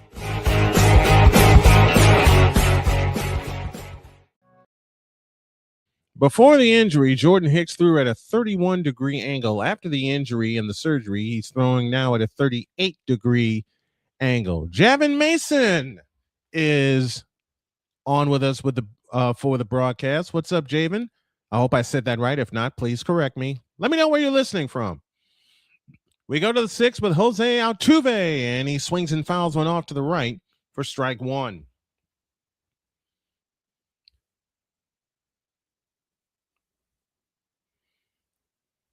This is the bewitching hour for the White Sox as the sixth inning in both games in this series. Here's a bouncing ball to short. Acuna with a toss to first. Got him, one down in the sixth. Mason's coming to us from Louisiana. You a Saints fan? Because I want to see Tiger Stadium in Baton Rouge, and I want to see the Superdome in person. I want to see the Superdome in person. Jordan Hicks will come out, and Will Venable is saying, I'm going to trust my bullpen. So we'll take a break. The break is 1:05. We'll tell you the new pitcher, which is Greg Newcomb, after this. This is the Snowman Multimedia Sports Network. Join the transporter to Hades. Your butt and gut becomes one. Join the reformer of hooker whores. This is my daughter, Placenta Booty Johnson. Join the bronze car. Whenever you are in distress, take off your baseball cap and throw it in the air. Join your very own superhero of broadcasting, Chris Bass. So whatever color crown they get, they palm it and do two circles, and that translates to, I can be the black people. As she takes you through the week's paces in Baseline. Live every Saturday at 8 a.m. Eastern, 7 a.m. Central, Pacific Time Zone people, just stay asleep when this is on live and just catch the recording. Oh, I'm sorry. Exclusively on the Chris Bass YouTube channel.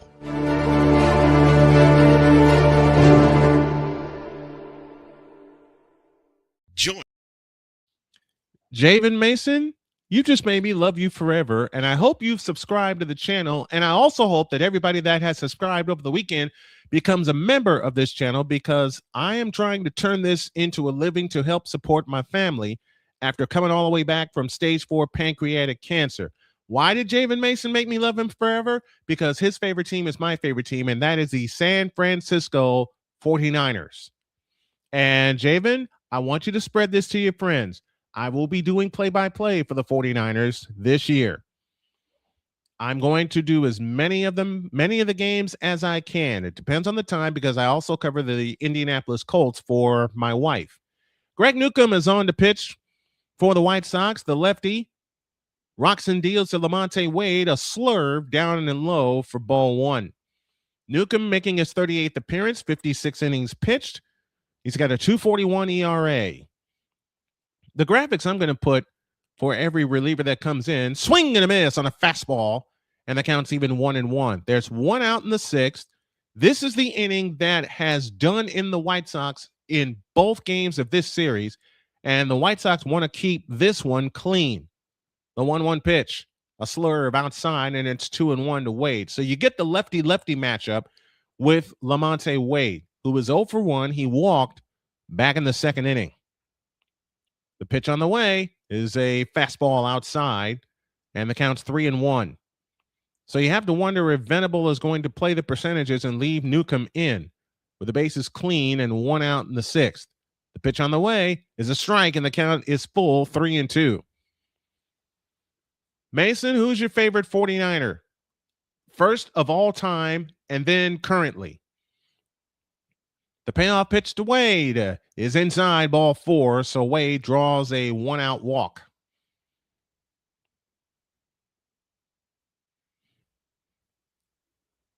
So the Astros get another base runner. And you know what? Because the White Sox don't have any challenges left, they missed an opportunity. Here's Yainer Diaz, who was 0 for 2 on the afternoon. Here's the pitch, a slurve inside for ball 1. And if you're tuning in for the first time, you don't know what kind of pitch a slurve is. It's a slider and a curve mixed in. Diaz grounded into a double play and lined out. Strike on the outside corner to even the count at 1. Yainer Diaz 0 for 2 on the afternoon. They're looking at a shot of Will Venable, who is in contention for the American League Manager of the Year, and I think he gets it should the White Sox make the playoffs. Here's a fastball up and in, and the count is 2-1. On Friday, the White Sox allowed 5 runs before the first out was recorded. Yesterday, they allowed 3, although one of them was unearned. The pitch on the way, line foul to the right, and the count is 2-2 to Yainer Diaz. Take no chances. Make the pitches you need to keep this inning clean. Newcomb has his sign. Comes set at the belt. Doesn't look at first, and the pitch on the way is lined in the right field for a base hit. Bingo. This time Montgomery gets to it on a hop, and now the Astros have 2 on with 1 out in the 6th.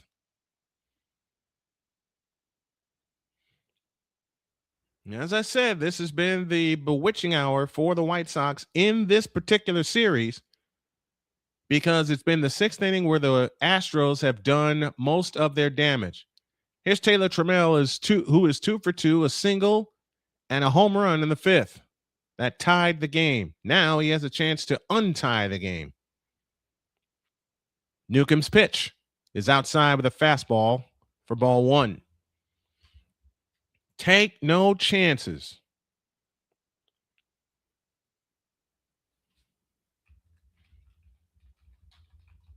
The pitch on the way. Fastball strike, and the count's even 1-1.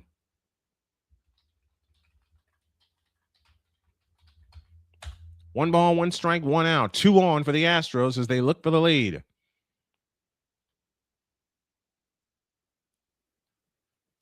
And now time called at the plate. Wade at second, Diaz at first.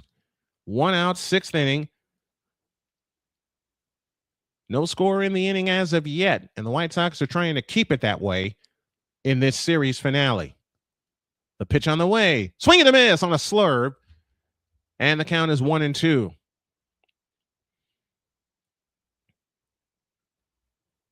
At least today, before the first out was recorded on Friday and Saturday, there were runs scored. Not today. So that's good to see. Time is called as Trammell steps out of the left-handed batter's box. This is why Will Venable brought Newcomb in. Wade reached with a walk. He's a left-handed batter. Now Taylor Trammell is up now. 1-2. The pitch on the way. Swinging a high fly ball into right. Braden Montgomery jogs in. He's under it. He's got it. 2 down in the inning. Wade tags, doesn't move. And there's 2 down in the inning. Well, I want to finish my thought on why I haven't been able to cover the WNBA in the last month plus. As Cam Smith stands in, 2 flyouts, 0 for 2 today. Both flyouts were to Sam Antonacci, and both of them came at the wall. You cannot make a mistake with Cam Smith. He does have power. I want to be able to call the games not just as a fan, but effectively and objectively. The pitch to Cam, a slurve missed outside for ball 1. And given all of the strife that's happened in the WNBA, especially lately, and I've witnessed it, it affects my game call. The pitch is a strike, and the count's even 1-1.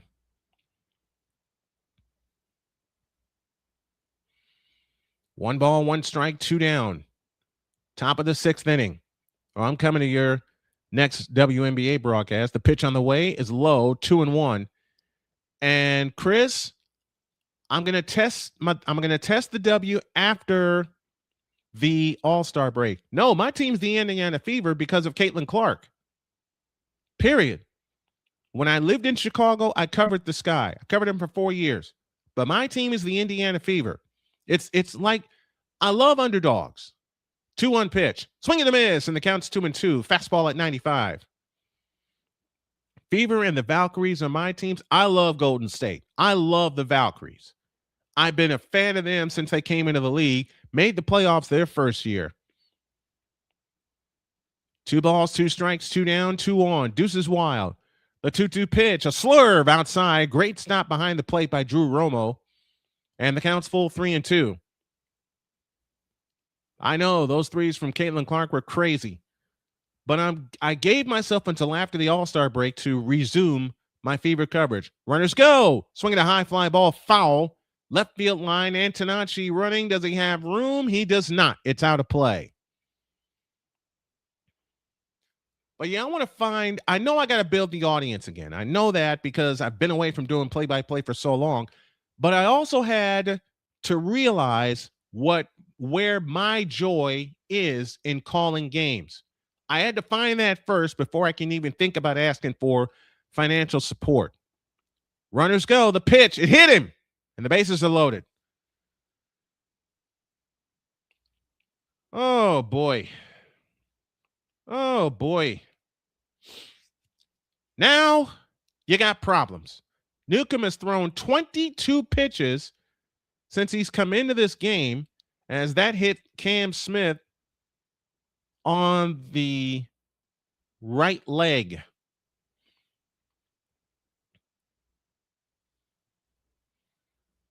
Oh, that hit him twice. Hit him on both legs.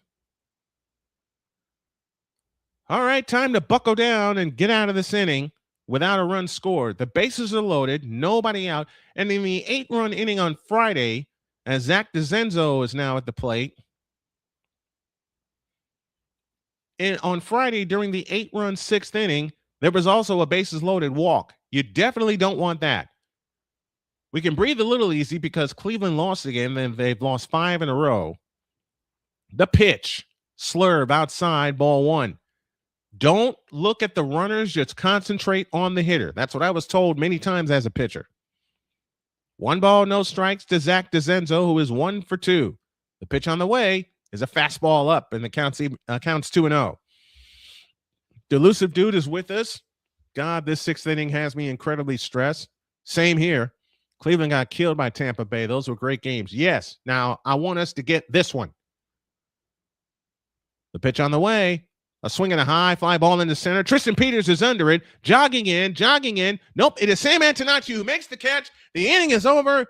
And the White Sox escape the inning without a run scored. No runs, 2 hits, no errors, 3 men left. Phew. Sigh of relief. Man, oh man.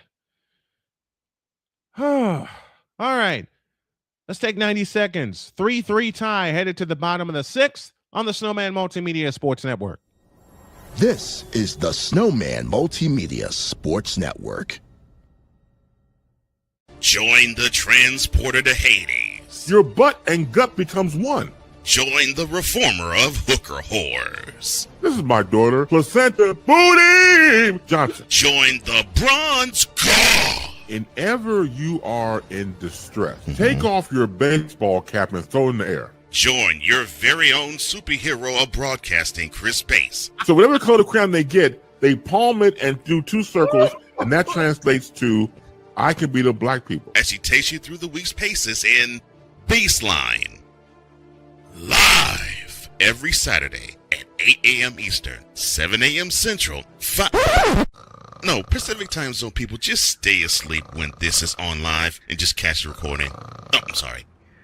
Exclusively on the Chris Bass YouTube channel.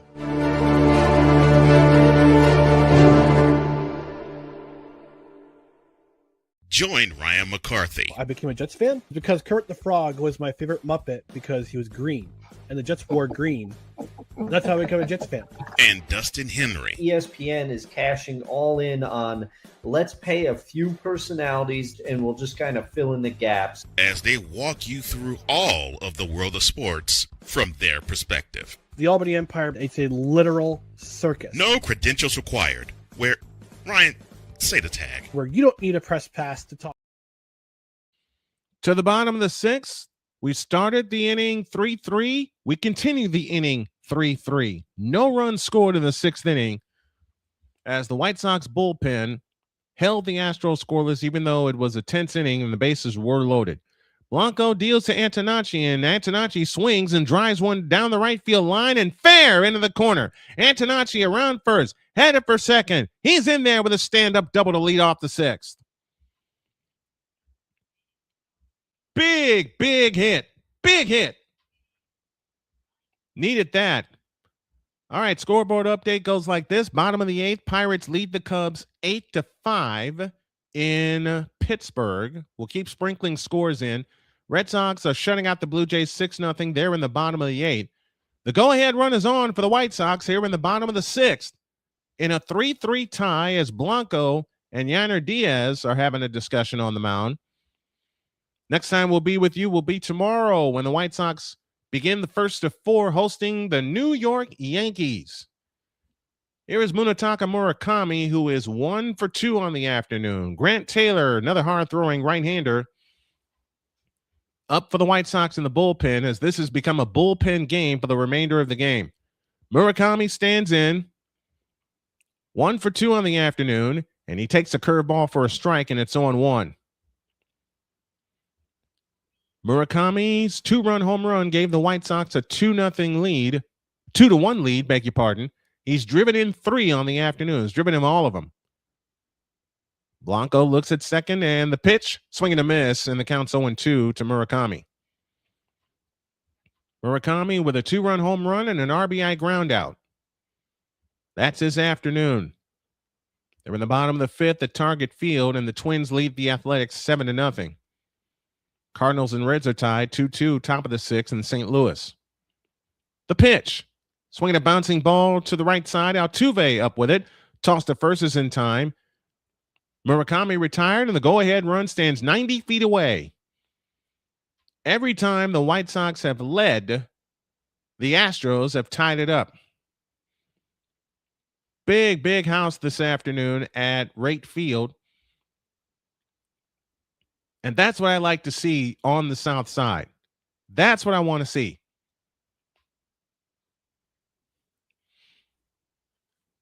From the windup, El Tigre Vargas stands in. He swings and misses at the first pitch for strike 1. Vargas nearly had a double 3 innings ago, but Isac Paredes made a fantastic play, snagging the line drive and then tagging the bag at third to prevent a run from scoring, and that killed the inning. Fastball outside, and the count's even 1-1 to Miguel Vargas. 80 pitches now for Ronel Blanco. From the windup, the pitch. Swinging a high fly ball in a deep left field. Back goes DeZenzo at the track, at the wall. It's the gunner! Miguel Vargas with a 2-run blast to left field. And the White Sox regain the lead 5-3. El Tigre with a tater. And again, that's for you, John Sterling. 5-3 White Sox on their second home run of the afternoon. Woo! Love it. Oh, yeah. And what I'm also going to start doing as I'm talking all this out is start creating highlights like I did once before, but I got so overwhelmed that I stopped doing it. So the White Sox lead 5-3. Braden Montgomery at the plate takes a curve for ball one. Second two-run homer of the afternoon for the White Sox. The pitch on the way, up and outside. And the count is 2-0 to Braden Montgomery. Big hit for the White Sox. Big hit after escaping the top of the sixth. Montgomery takes a slider high, and it's 3-0. El Tigre with his 22nd home run of the year. Blanco from the chest high wind, rocks and fires. Fastball. Oh, he missed. They're going to take a look at it. I would take a look at it too. I think that's a strike. No! Did not hit the corner. I thought it did. Well, Diaz called for the review, called for the ABS challenge, didn't get it. Montgomery walks. Another runner on for the White Sox. And that's going to do it for Ronel Blanco.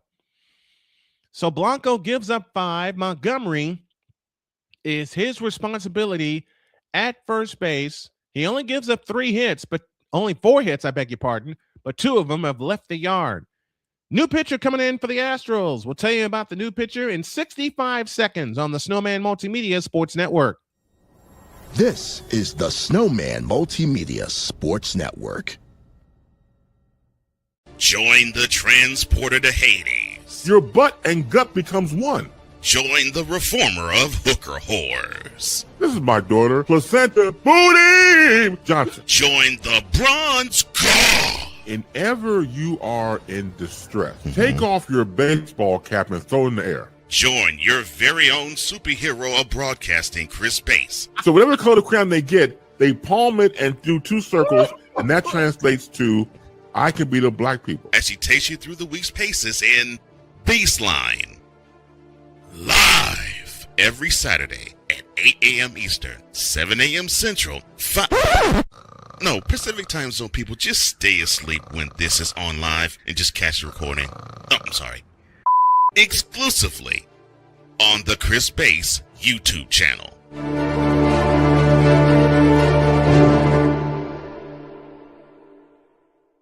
I am so glad you ladies are here.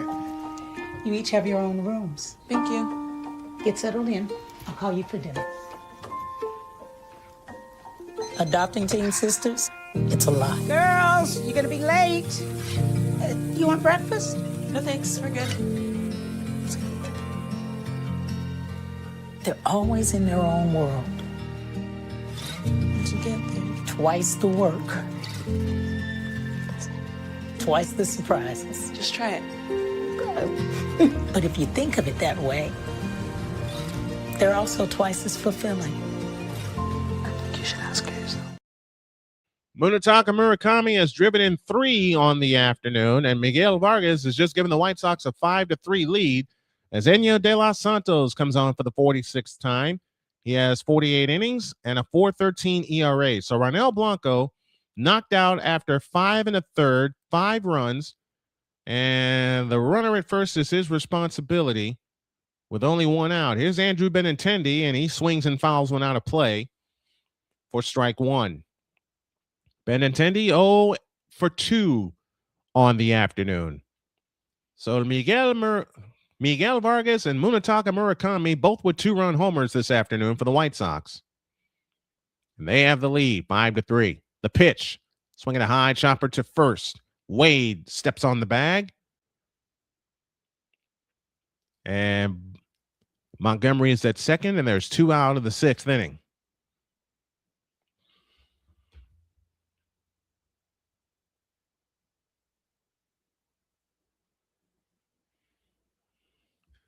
2 outs in the 6th to Tristan Peters. He is 0 for 2 on the afternoon with 2 ground outs. Montgomery at second, 2 down in the 6th. De Los Santos' pitch is swung on and fouled for strike 1. Murataki with a ground out to move Antonacci to third. Antonacci began the inning with a double. Murataki grounded out, moving Antonacci to third.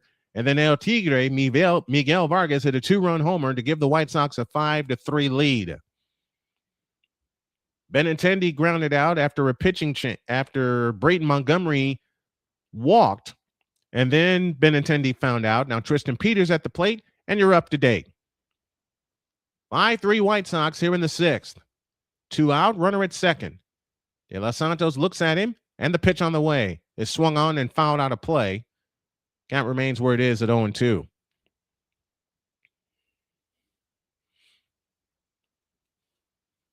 No balls, 2 strikes, 2 down. Montgomery at second.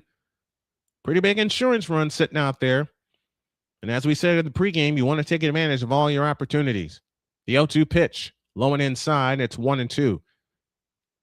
Let me say a great job by both Jordan Hicks and Greg Newcomb to hold this Astros team at bay in our difficult innings, the 5th and especially the 6th. The pitch on the way, swing and a miss. Peters is gone. And so are the White Sox. But they get a pair on 2 hits. The big blow, a 2-run homer by El Tigre, Miguel Vargas. And at the end of 6, it's the White Sox 5 and the Astros 3. The 7th inning is next on the Snowman Multimedia Sports Network. This is the Snowman Multimedia Sports Network. I am so glad you ladies are here. You each have your own rooms. Thank you. Get settled in. I'll call you for dinner.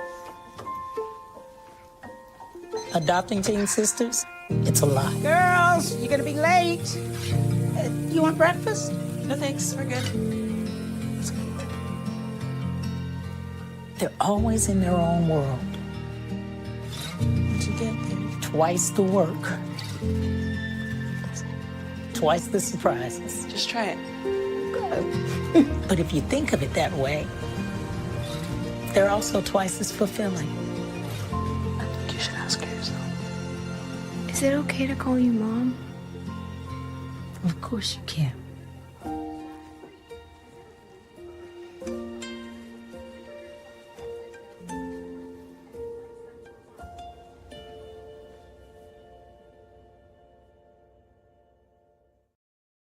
Are you waking up in the morning with a sore jaw, headaches, maybe even ringing in your ears, all because you're grinding and clenching your teeth at night?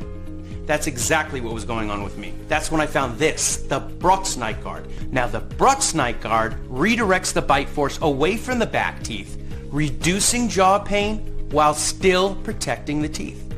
This unique design is what makes Brooks Night Guard different from all other traditional grind guards. Go to brooksnightguard.com and order yours today.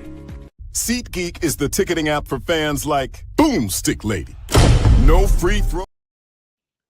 To the top of the 7th inning, and the White Sox lead 5-3. Welcome back to our broadcast of Major League Baseball on the Snowman Multimedia Sports Network. Brian Snow here with you. White Sox 5, Astros 3 on the strength of a 2-run homer by Miguel Vargas. And Grant Taylor now comes in, making his 39th appearance. 51 in the 3rd innings pitch, a 2.63 ERA, 5 of 8 in save opportunities. This is not a save situation. It's a hold situation as Jeremy Pena stands in to face the hard-throwing right-hander, and he pops the first pitch up. Luis Angel Acuna, can he find it? He does. 1 pitch, 1 out in the 7th.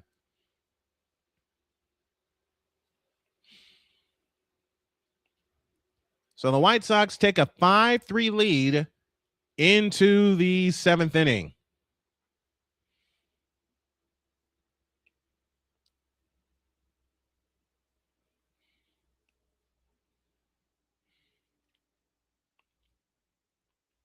I want to thank you all for supporting today's broadcast, and I hope you support every other broadcast we do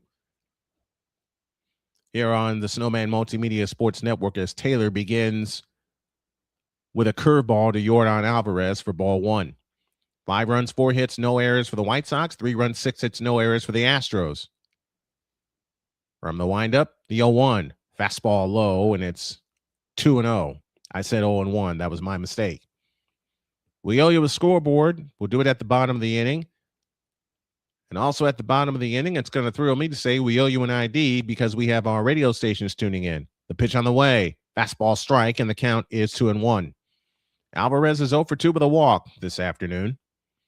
White Sox trying to salvage the finale of this 3-game series before welcoming the Yankees beginning tomorrow. From the chest high wine, here's the 2-1 pitch. A fastball low, and Taylor knew he missed it. Counts now 3-0. 3-1. Got to get the rhythm back. 3 balls and a strike. It's different doing it here in studio than it is in person. The 3-1 pitch, a curveball strike, and the count's full 3-2.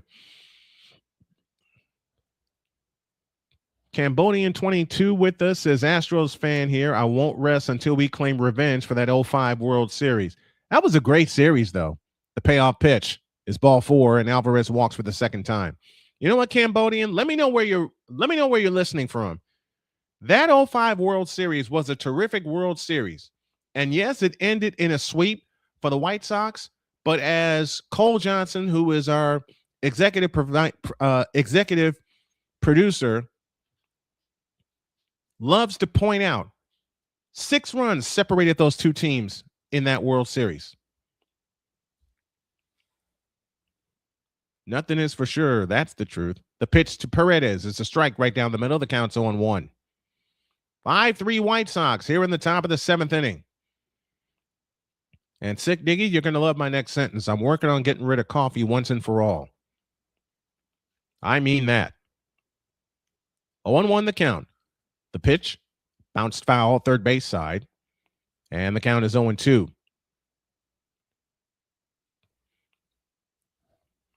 0-2 the count to Isac Paredes, who was 0 for 3, but made a fabulous play in the field in the 4th inning, taking a double away from Miguel Vargas, a double and an RBI. But then Vargas got even in the bottom of the 6th inning with a 2-run homer that has given the White Sox this lead. The 0-2, low and outside, 1-2.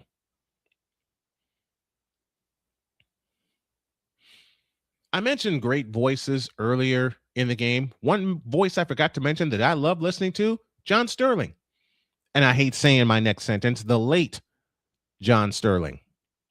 1-2 the count. The kick and the pitch. Swing and a miss. He struck him out with a slider. And there's 2 down in the 7th.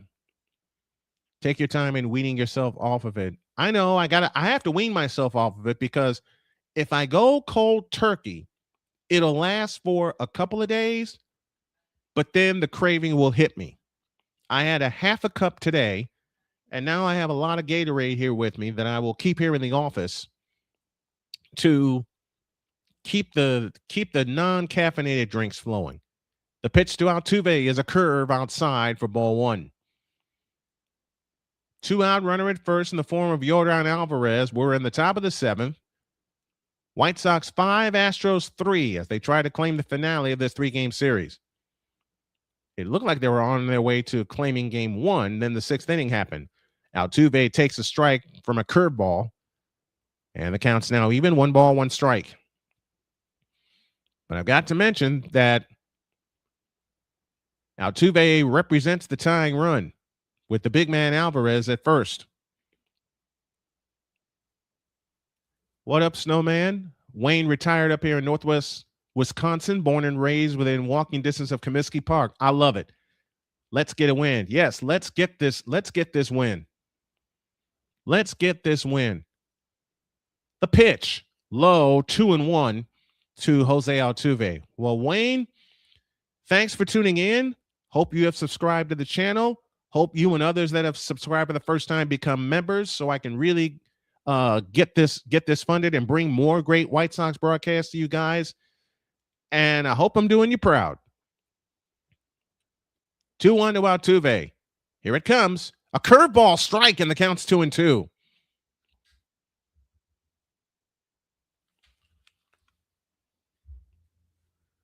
2 balls, 2 strikes, 2 down. Alvarez at first. Sick Diggy says, may he rest in peace and may his memory live on and all will listen to his voice. Me included. Pitch on the way. Swinging a foul. We'll do it again. Yeah, I mentioned a lot of great voices that have shaped me as a broadcaster.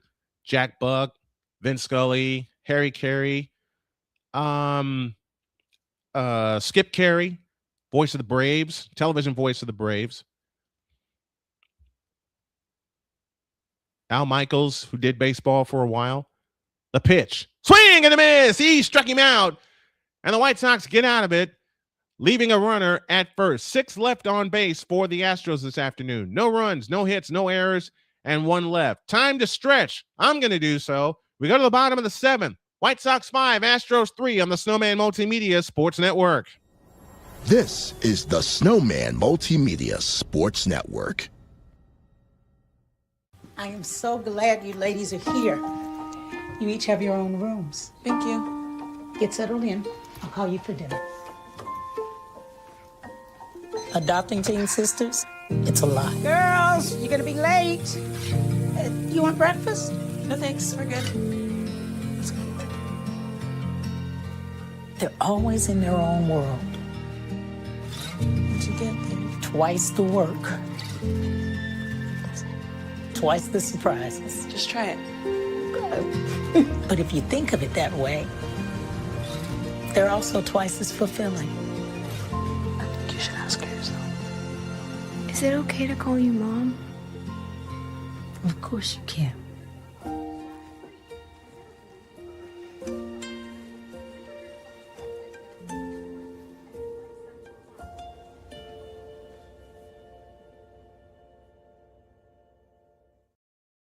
Are you waking up in the morning with a sore jaw, headaches, maybe even ringing in your ears, all because you're grinding and clenching your teeth at night?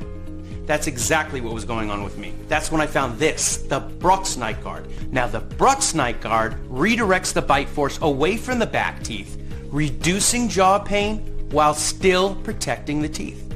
This unique design is what makes Brooks Night Guard different from all other traditional grind guards. Go to brooksnightguard.com and order yours today.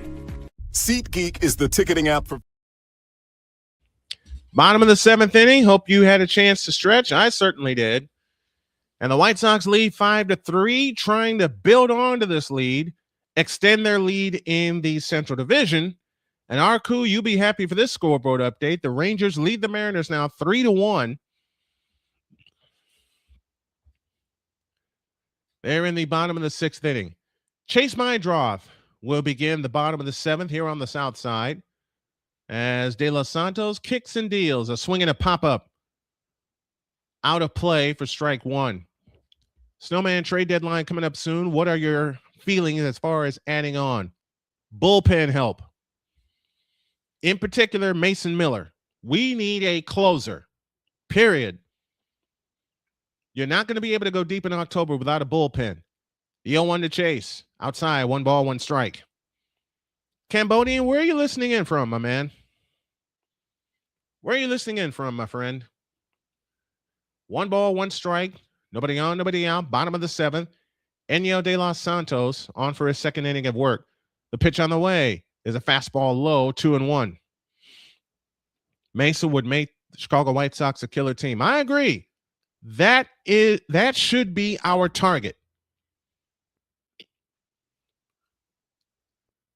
Brian King up and throwing now in the Astros bullpen as Mydroth fouls that one off. And the count, Tulsa. I think I translated Tulsa, Oklahoma. Okay. So Arku and Cambodian are Astros. Actually, Arku is a Rangers fan. Now I got a few Astros fan in the chat. And it's wonderful to talk to you guys. The pitch, low, 3-2. Going to be doing a lot of, I think I'm going to get back to a lot of team-specific play-by-play this year as I work on getting my health back together, my endurance, everything. The payoff pitch, swinging a high fly ball into left. DeCenzo going back, away back in front of the track at the wall. It's a gunner! What? That didn't look like it left the yard. It is high. It is far. It is gone. Chase the ball out of here, Mr. Mydroth. And the White Sox lead 6-3. A missile from Mydroth. I'm paying all kinds of homage to John Sterling. I didn't think Mydroth got it. Cambonian, do you remember the 05 White Sox? And can you tell us about it? I was a youngin'. Man, Cambonian, I can tell you so much about that World Series in 2005. It was so evenly matched. 6-3 White Sox, their third homer of the afternoon. Murakami, Vargas, and now Mydroth. Wow. DeCenzo jumped as high as he could, but could not bring it in.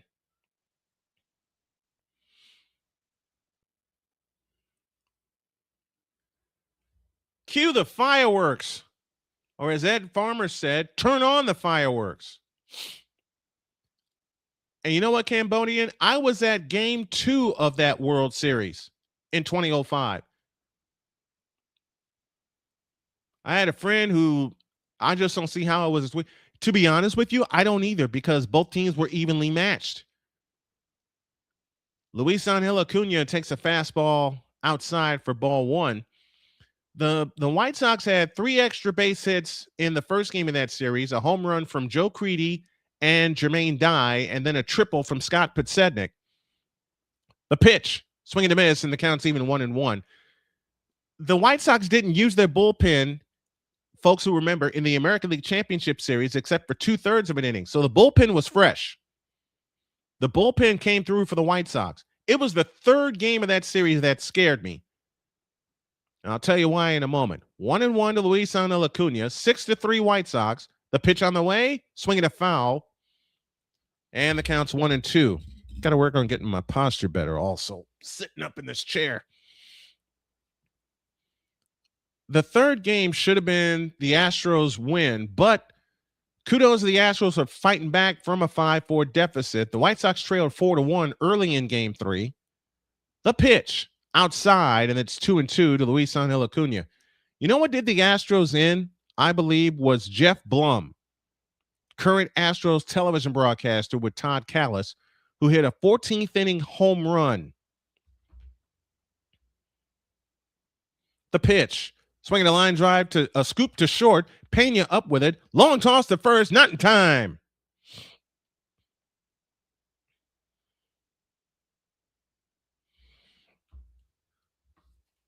So in case you're joining us late, Chase Mydroth just hit the White Sox third home run of the afternoon that barely cleared the wall in left in front of Zach DeCenzo. Luis Angel Acuna beats out a ground ball. And Angel Acuna can fly. As soon as he hit it, he put his head down and sprinted to first. And now here is Drew Romo, who swings at the first pitch and pops it up foul. Out of play for strike 1. 6 runs, 4 hits, no errors for the White Sox. 3 runs, 6 hits, and no errors for the Astros. And then the fourth game, Cambonian, the fourth game was 1-0, and the White Sox didn't score until the 8th inning in 2005 in game 4. And now they have Acuna picked off. 1-3-6, and Acuna's erased. And there's 1 out in the 7th.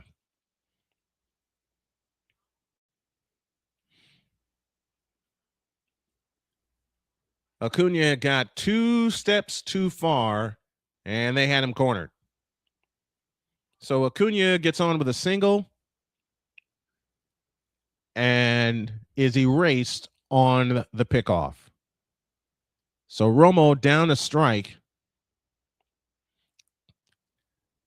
You have a great memory, my friend. Who, in your opinion, who is the greatest White Sox player ever? The pitch, swing and a miss, and the count's 0-2. Cambonian, greatest White Sox player ever is the Big Hurt, Frank Thomas. 0-2 the count. I got other favorites, but if I have to pick the greatest in White Sox history, here's a looper over Pena's head in the left center field for a base hit. So Romo's aboard, and now how big is it that Acuna was erased on the pickoff? So Romo's aboard, 5th hit for the White Sox this afternoon. They lead 6-3. And what I'm going to do for White Sox games is something I used to always see on Sports Channel, and that's the pick to click. That's the pick to click. I am definitely going to add that. So De Los Santos is done for the afternoon. 7 hits for the White Sox. I incorrectly said 5. Brian King will come on, and we're going to stay here for this pitching change. But yeah, Cambodian, in my opinion, the greatest White Sox player is Frank Thomas. Because, yeah, the White Sox have had players before become their identity. They had it was a team identity in '83, the winning ugly team. But then when Frank Thomas showed up, something just changed. The Ultimate Sports Network is in the house. How are you doing, my friend? Thanks for coming in.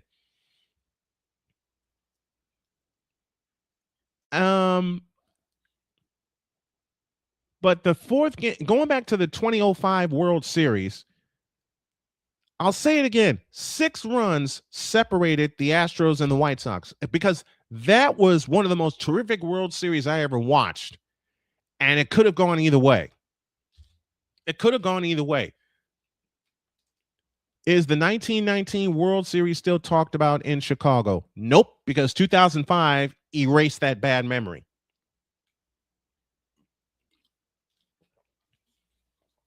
(2005) erased that scandal, and all was forgiven, because after that last out was recorded, then it was like a fresh start. It was like a fresh start. 3 home runs today for the White Sox. Breaking news, Cleveland Cavaliers have signed Mario Hezonja. Did I say that right? If not, please correct me. Colson Montgomery is another fan favorite, says, oh my Josh. He's got tremendous power and underrated defense. Could be a long-term piece. I expect him to be. Left-hander Brian King now on to face right-hander Randall Grichuk, and that's swung on and popped off of King's glove. Put it in your back pocket. Infield hit for the veteran Randall Grichuk, another former Cardinal. So Grichuk will be lifted for a pinch runner as the White Sox try to add on here in the bottom of the 7th inning. Don't forget, tomorrow, the Yankees come to town for the first of 4, and we'll have that one tomorrow beginning at 7:30. The Cleveland Guardians have now not scored in 18 innings. Yeah, you know what, Wayne? I totally forgot about Paul. I love Paul Konerko. Both of them are legends in my opinion. 43rd game for Brian King, and he'll face the moonshot himself. The pitch to Muniz, a strike with a sweeper, and the count's 0-1. 2 consecutive games, the Guardians have now been shut out. And to the Ultimate Sports Network, you don't know how bad I've been wanting to say Cleveland Indians all day. Junior Perez now running for the White Sox, and that's a fastball up and inside, and it gets off the glove, it heads to the backstop, and the runners will move up a base.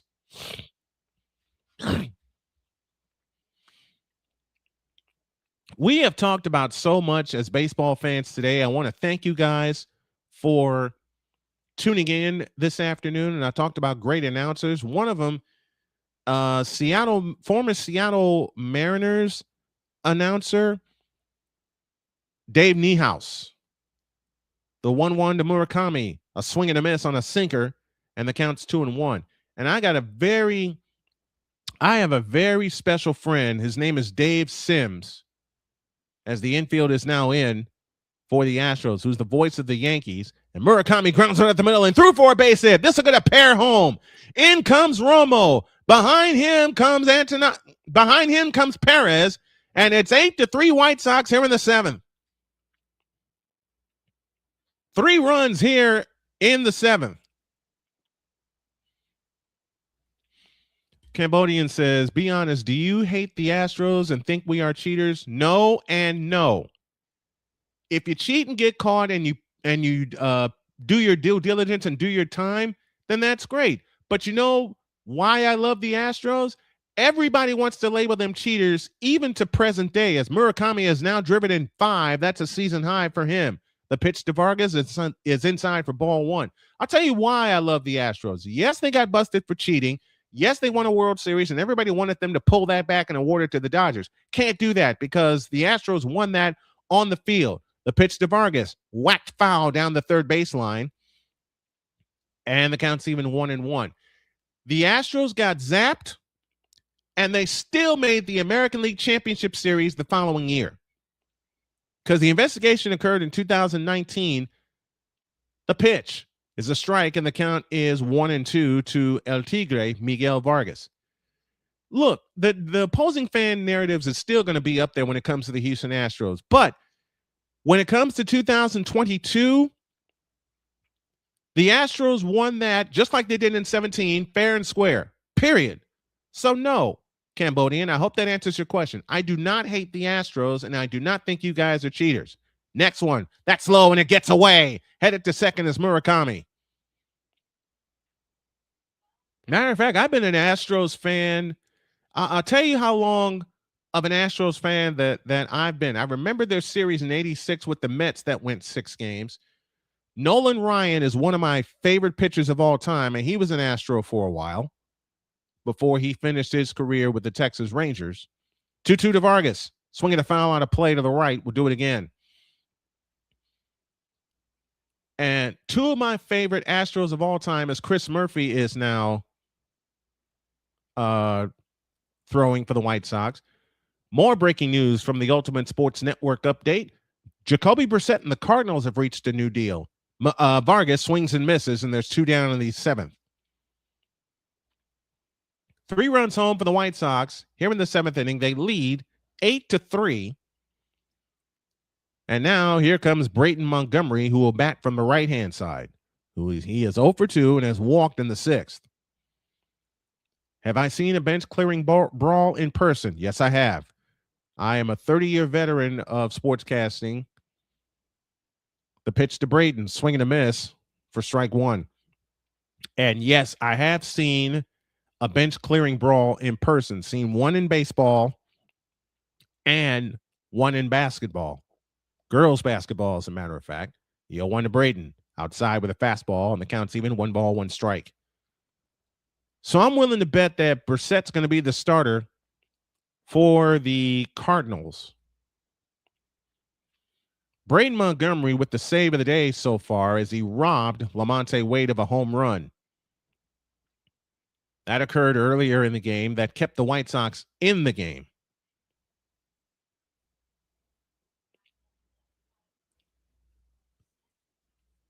One and two the count. King is ready. The kick and the pitch, high and wide. And the count's now even at 2-2. Jerry Jeudy put up a 4 with his fingers when asked who he wants to be the starter on a live stream. So who is he? USN, who is he talking about when he put up 4 fingers? Because I know he's talking about somebody else. I don't know if I forgot if Brissett wears 7 still or if he wears 4. Number 4. The pitch on the way. Hit him. So Montgomery will head to first. Deshaun Watson. Okay. Deshaun Watson. That's who he's looking for. But would he fit in that offense? If he can't fit with Cleveland, how in the world is he going to fit with the Cardinals? And the Cardinals now have their running back of the future in Jeremiah Love. 2 on, 2 out. Murakami at second, Montgomery at first. Bottom of the 7th inning, Brian King pitching. 8-3 White Sox as they have 3 runs in. A solo home run from Chase Mydroth and a 2-run single from Munetaka Murakami. And they're looking to put this away and stretch the lead to 2.5 games with the Yankees coming in. In your opinion, how come there are not as many bench clearings as there used to be? I can't offer an answer on that. I really don't have an opinion on that. I don't know. There's not been as many as there used to be. Andrew Benintendi at the plate. Little looper headed to left, and that's through for a base hit. Murakami rounding third, headed home. He scores. Montgomery stops at second, and it's 9-3. Watson and Judy are with the Browns, and I believe Jacoby was with Arizona last year. Okay, so Jerry, Judy, and okay, thank you for that correction. I appreciate that, USN. To the Ultimate Sports Network and all the rest who have come in, please make sure you subscribe to the channel. I'm trying to get to 2,500 subscribers before kickoff. And I'm doing college football. I'm doing pro football. I'm still covering baseball. Tristan Peters at the plate takes a strike, and the count's 0-1. As I said, even though I'm in the process of working on getting into CDL training, I still want to do as many games as I can and grow this channel where I can make this my living. The pitch on the way to Peters, swinging a foul out of play, and the count's 0-2. So if you can, please subscribe to our video simulcast on YouTube at Snowman Multimedia and at Watch SMSN, and let's get them both growing. Taylor Green had very scary upside for the Browns if he can learn to read defenses. At his slashed foul out of play. Count remains 0-2. If he can learn to read defenses and be more accurate. Yeah. I say the same thing for Shedeur Sanders, but to be perfectly honest, I don't trust Shedeur Sanders. And I have many reasons. Peters fouls one out of play again. Count remains 0-2. 9-3 White Sox. They're in the bottom of the seventh. Cambonian says subscribe. Thank you, brother. Appreciate it. And if y'all can also, I'm looking to bring in 100 channel members before kickoff. No, I'm going to up that goal a little bit. The pitch on the way, a swing and a high fly ball in the center. Taylor Trammell under it, circles into left center field, makes the catch, and the inning is over. But the White Sox get 4 on 3 hits, no errors, and they leave a pair.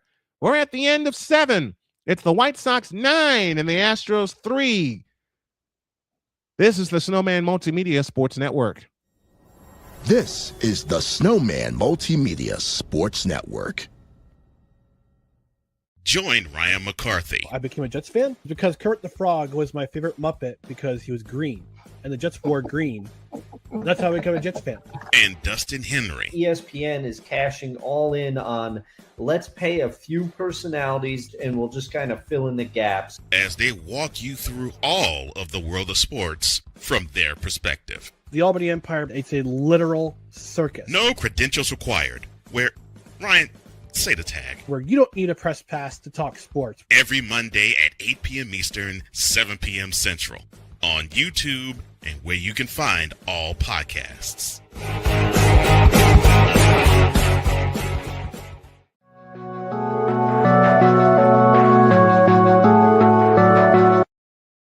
I want to do a TED Talk, but I don't have anything to talk about yet. I'm getting there. Life is for the living. We're not here that long. You can learn anything you want to learn without any money spent. What do I really enjoy? What do I really want out of life? I am your host, WIZE. Are you in a life holding pattern? Well, this is for you. Welcome to the Stuck in My Mind podcast. Live every Monday, Tuesday, and Wednesday at 4 p.m. Central.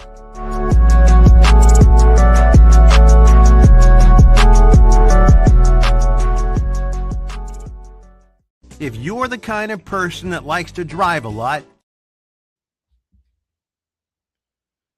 To the top of the 8th inning we go, but before we do, we want to tell you that the next 4 games we will have here on the Snowman Multimedia Sports Network simulcast involve those damn Yankees. That starts tomorrow.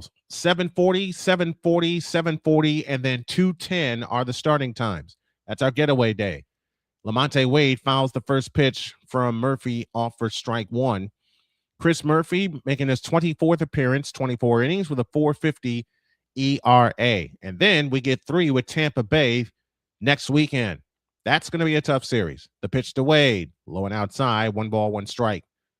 So instead of the Astros having the big inning, the White Sox have had 2 big innings. Junior Perez now on in left for Sam Antonacci.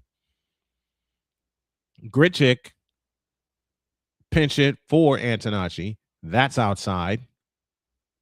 Counts 2-1. I'm hoping to cover college football and NFL this year as well.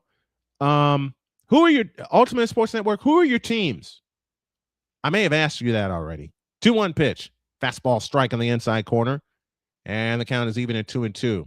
Watch for the new Snowman Multimedia website that will include a direction to watch SMSN. The pitch on the way. Curveball. Missed it.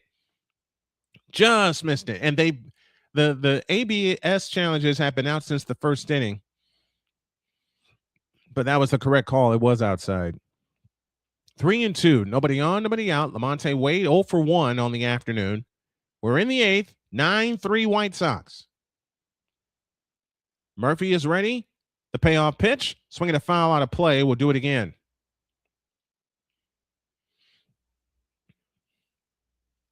We got college football on the docket this year. We got the NFL on the docket this year. I'll begin my coverage of the WNBA next week. The pitch on the way. Swinging a high fly ball into left. Randall Grichuk camps under it. Or Junior Perez, I beg your pardon, camps under it. He's got it. 1 out in the 8th. So Perez is the only change for the White Sox. Ohio State and Browns, but I will be covering all the big games and different games, not just my teams. I'll miss watching some of my games from my favorite teams, but it's a sacrifice I'm willing to make. I agree. I've had to do that a few times in my career. I've had to do that quite a few times. I want a Murakami bobblehead. Here's the pitch to Yainer Diaz. He swings and fouls one out of play for strike 1. As far as my routine goes for liquid, I have to drink more tea. I have to drink tea without sugar in it because it's the sugar that's been contributing to my weight problems. The pitch, swinging a foul out of play, and the count's 0-2 to Yainer Diaz. I just went in the kitchen and poured all the remaining coffee that I had. I poured it out. And I'm on the verge of throwing out all the coffee I have in the house. The 0-2, swinging a foul out of play to the 3rd. We'll do it again. Because I really want to be healthy and get my endurance back and everything with my health after beating stage 4 pancreatic cancer. 3 years in remission. Been in remission since February of 2023. 0-2 the count. The kick and the pitch. Swinging a high chopper, right side, and it rolls foul. Good job by Trevor Murphy letting it roll foul. And the count stays where it is at 0-2 to Yainer Diaz, who is 1 for 3 on the afternoon. After the game, we'll have a quick post-game show. We'll select our player of the game. And I want you all to put in the chat who you think the player of the game is. My vote is leaning towards Munetaka Murakami because he has driven in 5 this afternoon. I just started doing sports coverage again myself. I'm at only 131, but I'm waiting to do my Hall of Fame game predictions till the game gets closer. That's fair. That's fair. Well, I will indeed subscribe to you, my friend, and I would love to check out your coverage. In fact, I'm going to. If there's any way I can help you, I will. Swinging a bouncer foul, third base side. We'll do it again. For everybody that has watched me this afternoon and has subscribed to my channel, put in the chat who you think the player of the game is. And if you too do alternative play-by-play, let me know your channel. I will subscribe to it. And if there's any way old Snowman can help you, I will do so. And I mean that from the heart. The 0-2, swinging a foul at the plate. We'll do it again. Murphy's getting a workout. There's 1 out in the 8th, 9-3 White Sox. Ultimate Sports Network says same here with the player of the game.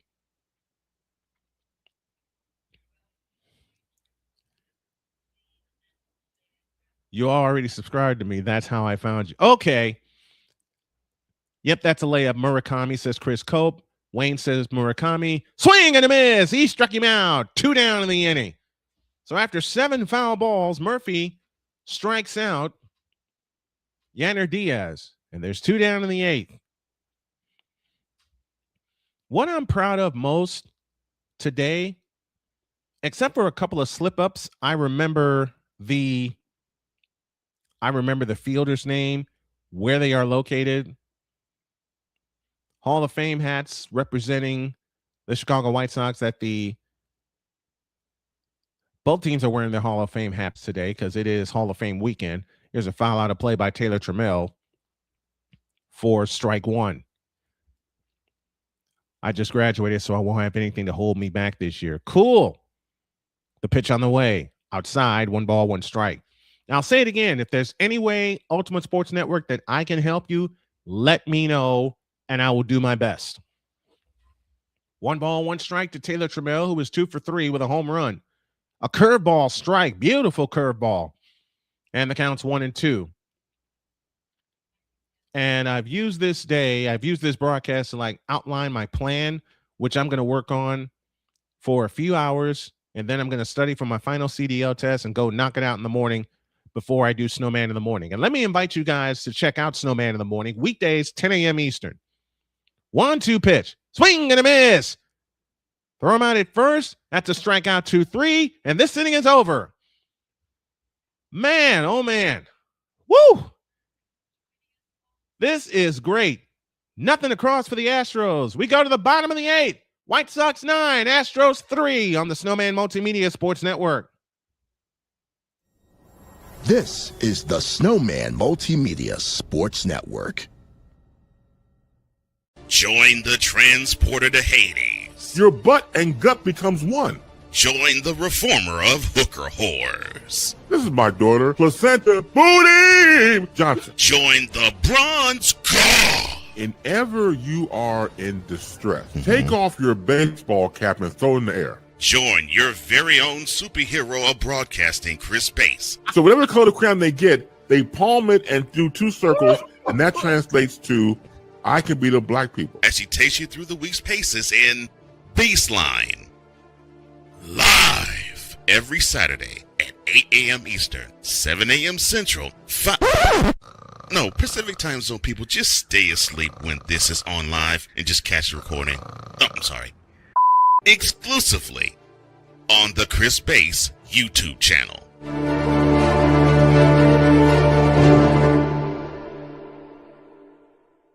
Join Ryan McCarthy. I became a Jets fan because Kurt the Frog was my favorite Muppet because he was green, and the Jets wore green.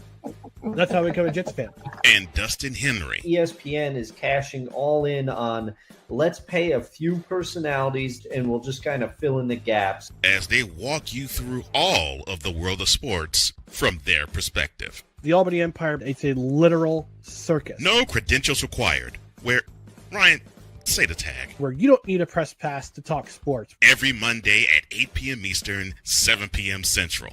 On YouTube and where you can find all podcasts.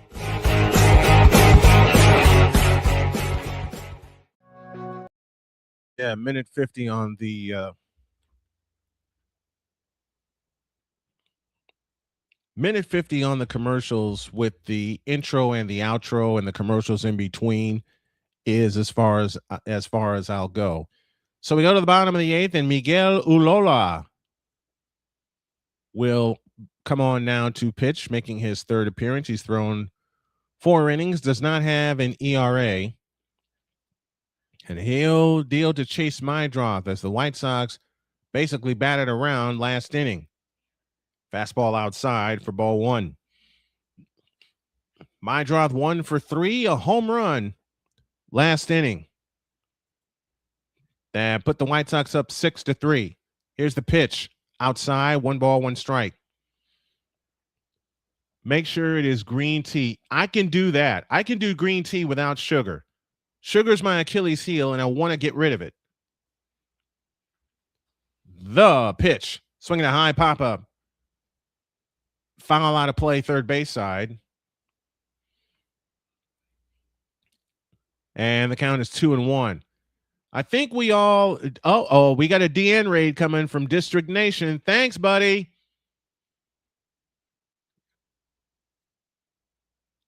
I was suggested the pitch upstairs, 3-1. I was suggested dark roasted green tea. Sin Bin Stream, one of the folks I love to watch for play-by-play, is here. He just subbed. Thank you. I appreciate you guys very, very much. The 3-1 pitch is a cutter upstairs for ball 4 to chase my draw. I think we can go ahead and name our player of the game.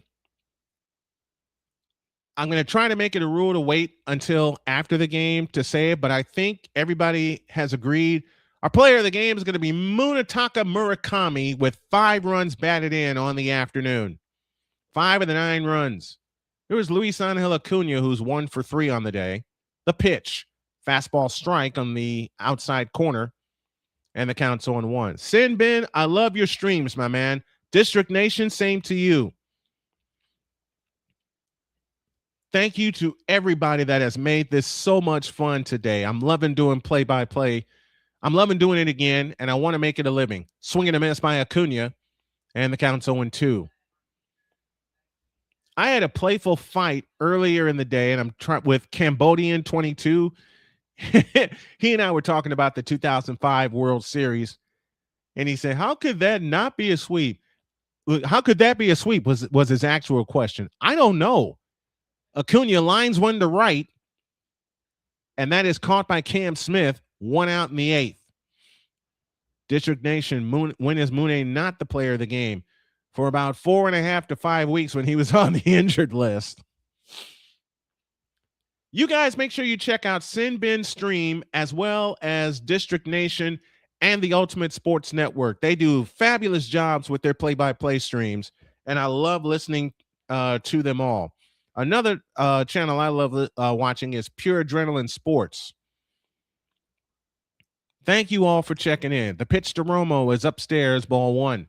So Munetaka Murakami is our player of the game. 3 for 4 on the day, 5 runs driven in, including a 2-run homer that gave the White Sox an early lead. 1-0 the count to Drew Romo, the catcher, and the pitch. Swing and a miss on a fastball, and the count's even 1-1. Don't forget, tomorrow, 7:30 is our start time.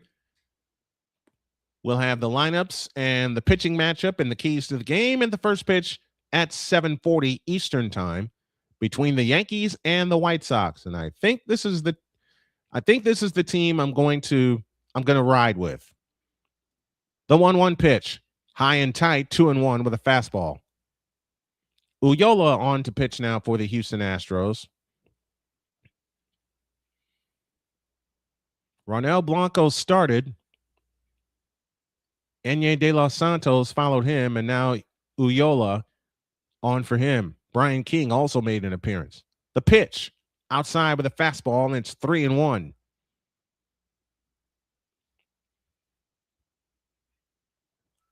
I also do a special, or I'm planning it for a Google Santa tracker watch along. Did it last year, but took it down, but wasn't pleased with how I did. Understood.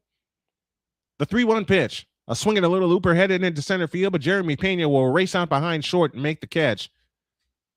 And there's 2 down in the 8th. Thanks to everybody that tuned in to all of our channels this afternoon. We appreciate it. I do have a channel, youtube.com/@watchsmsn. If you all could subscribe to that, I would be appreciated.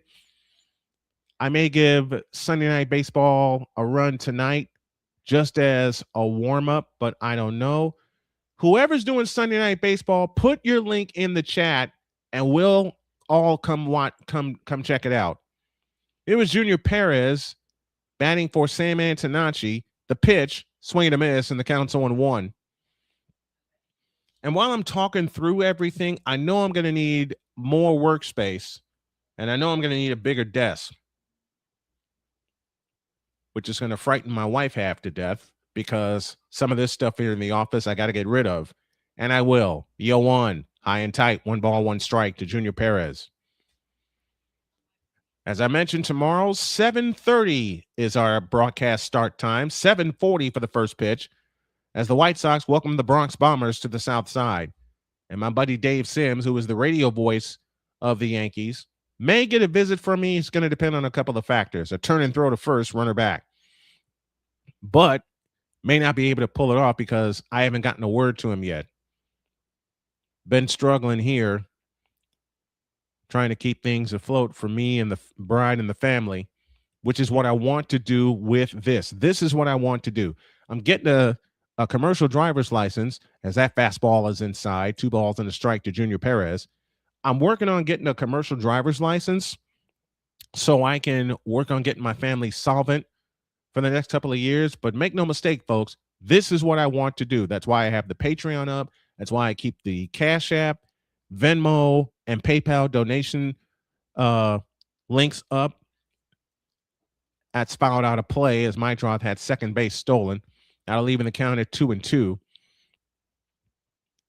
That's why I have all that up while I'm working on getting a few advertisers. I don't have Sunday Night Baseball up yet, but I'm thinking I just might give it a run anyway. Okay.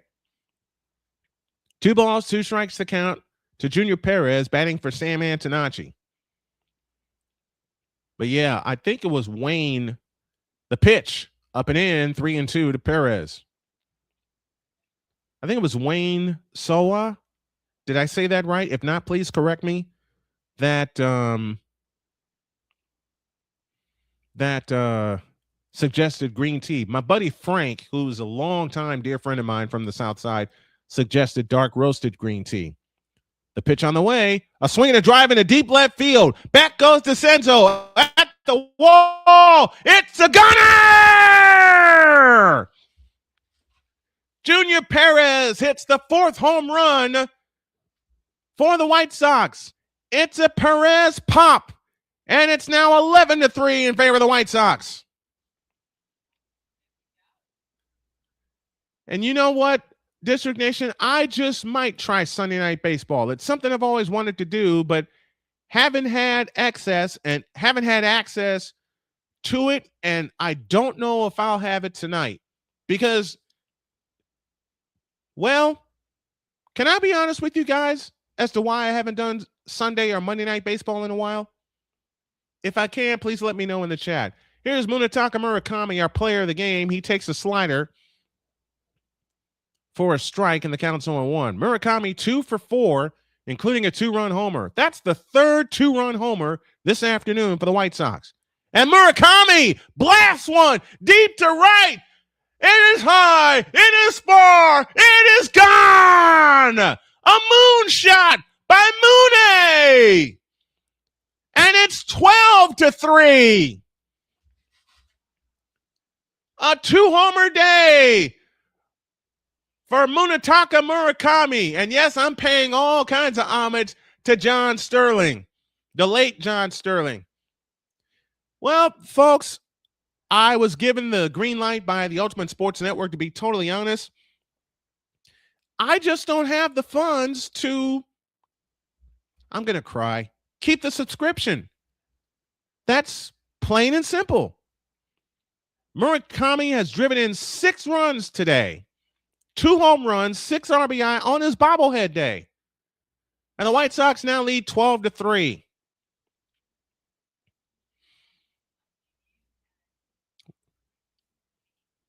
I think every day should be a Munetaka Murakami bobblehead day. But we got other players that make this team go. But I'm going to put this up here. And I try not to do this often, but like I said, I just haven't had the funds, and I've been so overwhelmed in trying to get them to keep the dream going. So if you all can, if you can make a contribution today or tomorrow to help me and my family, there's the PayPal link right there. The ID you need is at Snowman2172. I got my Cash App link right here also. Miguel Vargas at the plate. He's got a home run today, and that's low. 2 balls, no strikes. I'm going to leave that up. I'm going to leave this up here. So if y'all can help me get the funds I need for all the streaming, no worries about not being able to keep the subscription. That's why I haven't been able to do it. Vargas pops it up into left. DeCenzo under it.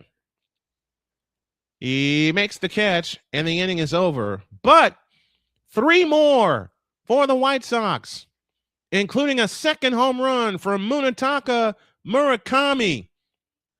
They go back to back and belly to belly. 12-3 White Sox as we head to the money frame on the Snowman Multimedia Sports Network.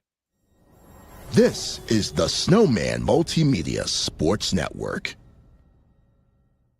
Join the transporter to Hades. Your butt and gut becomes one. Join the reformer of hooker whores. This is my daughter, Placenta Booty Johnson. Join the bronze car. Whenever you are in distress, take off your baseball cap and throw it in the air. Join your very own superhero of broadcasting, Chris Bass. So whatever color crayon they get, they palm it and do 2 circles, and that translates to, I can beat up black people. As he takes you through the week's paces in Baseline. Live every Saturday at 8 a.m. Eastern, 7 a.m. Central, No, Pacific Time Zone people, just stay asleep when this is on live and just catch the recording. Oh, I'm sorry. Exclusively on the Chris Bass YouTube channel.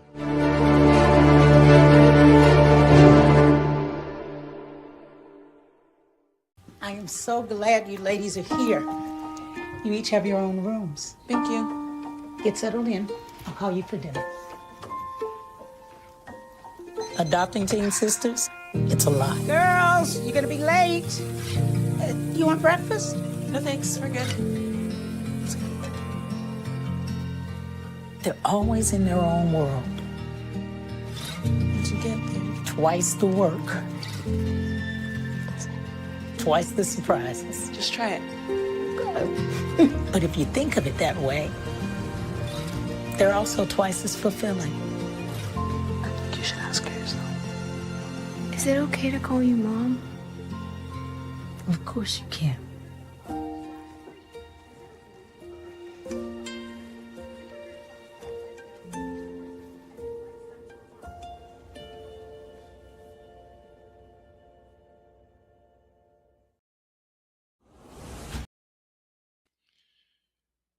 We begin the top of the 9th inning as Sir Anthony Dominguez is on now to pitch in a 12-3 White Sox lead. And I'll say it again, if you guys can help out with a few donations to help get me through the season and to help my family today, that will be appreciated. Here's a fly ball to right. Montgomery is under it. 1 out in the 9th inning. 40th appearance for Sir Anthony Dominguez, a 4.46 ERA. Wayne says, good call today, Snowman. You broke the losing streak big time. Thank you. And thank you. I appreciate it.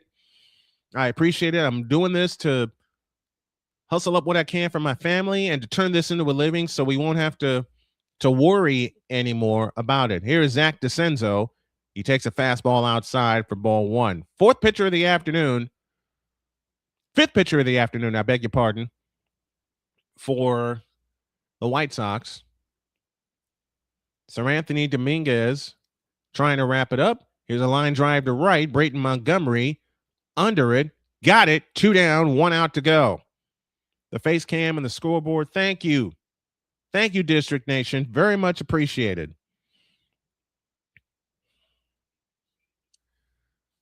Very much appreciated. I'm going to put this up here to the end of the broadcast.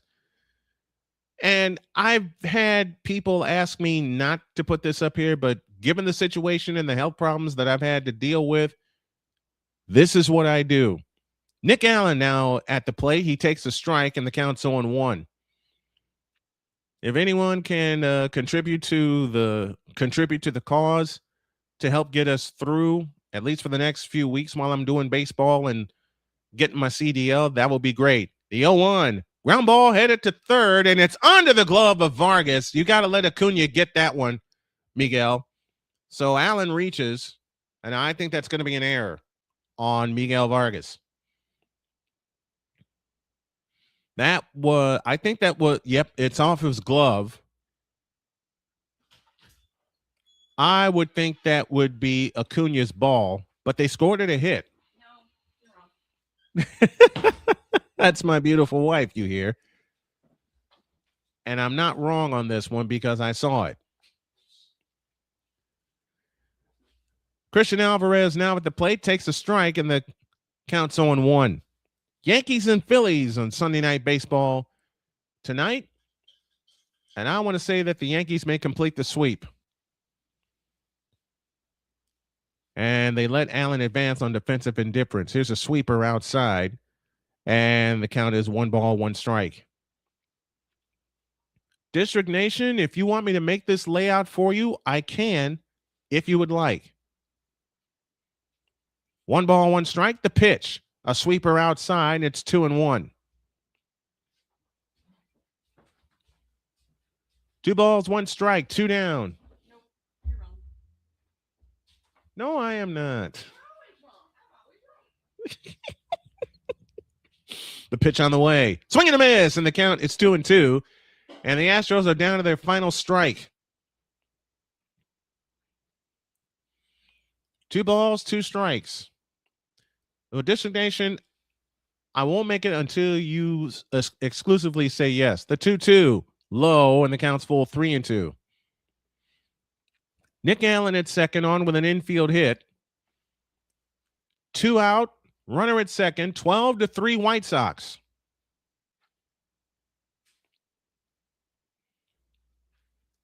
As the White Sox look to salvage this one and move 2.5 games in front. A swing and a fly ball foul down the right field line.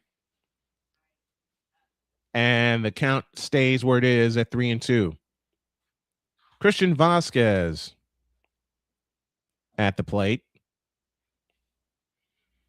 Sir Anthony Dominguez trying to shut it down. Payoff pitch. Strike 3 call. Game over. That's the White Sox winner. And to honor the late, great John Sterling, White Sox win. The White Sox win. In the last 8 games, the White Sox have hit 2 home runs. Today, they have hit 5.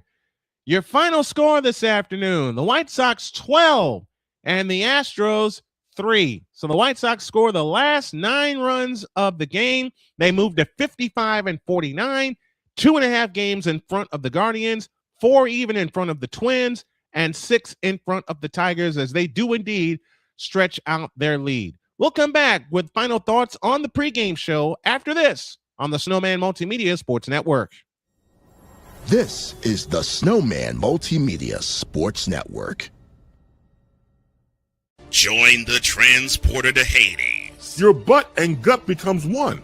Join the reformer of hooker whores. This is my daughter, Placenta Booty Johnson. Join the bronze god. Whenever you are in distress, take off your baseball cap and throw it in the air. Join your very own superhero of broadcasting, Chris Bass. So whatever color crayon they get, they palm it and do 2 circles, and that translates to, I can beat up black people. As she takes you through the week's paces in Baseline.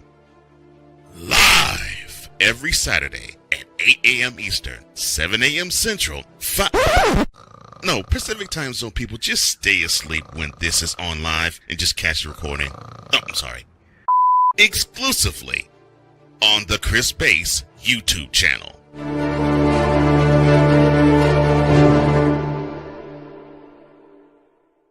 Join Ryan McCarthy. I became a Jets fan because Kurt the Frog was my favorite Muppet because he was green, and the Jets wore green. That's how I became a Jets fan. And Dustin Henry. ESPN is cashing all in on let's pay a few personalities and we'll just kind of fill in the gaps. As they walk you through all of the world of sports from their perspective. The Albany Empire, it's a literal circus. No credentials required. Where, Ryan, say the tag. Where you don't need a press pass to talk sports. Every Monday at 8 p.m. Eastern, 7 p.m. Central. On YouTube and where you can find all podcasts.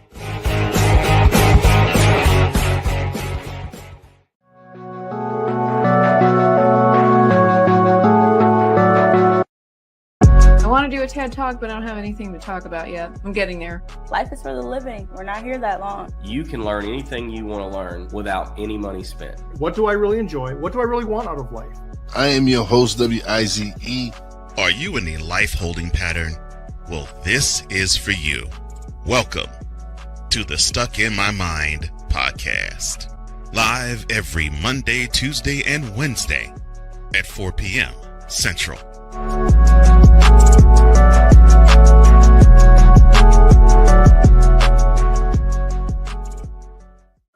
Drew Willingham.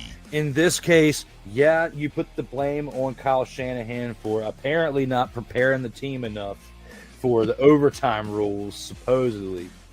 Cole Johnson. Peyton was considered the winner, and he was the darling of all darlings for Gerald. With a special appearance by Tyrone Alizé McDummy. Ain't nobody calling me. Text. Delete. Join these two football enthusiasts as they give you Total Football Talk. Live every Monday at 4 p.m. Eastern, 3 p.m. Central on the Sertoba Media and the Comey Media YouTube channels.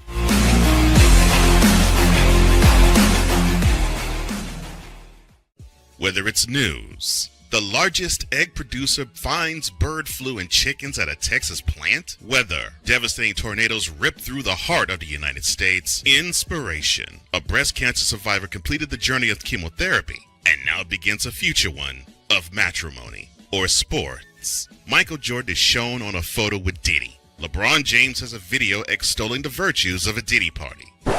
This has been yet another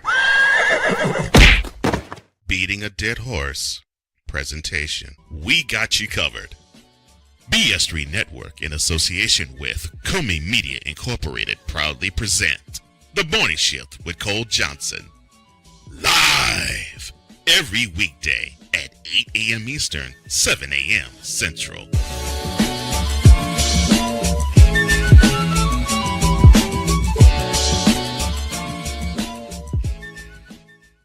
Oh, yes. The tradition, the pageantry, the spectacle, the history, the slut. Wait. I gotta rep my brother's stuff right.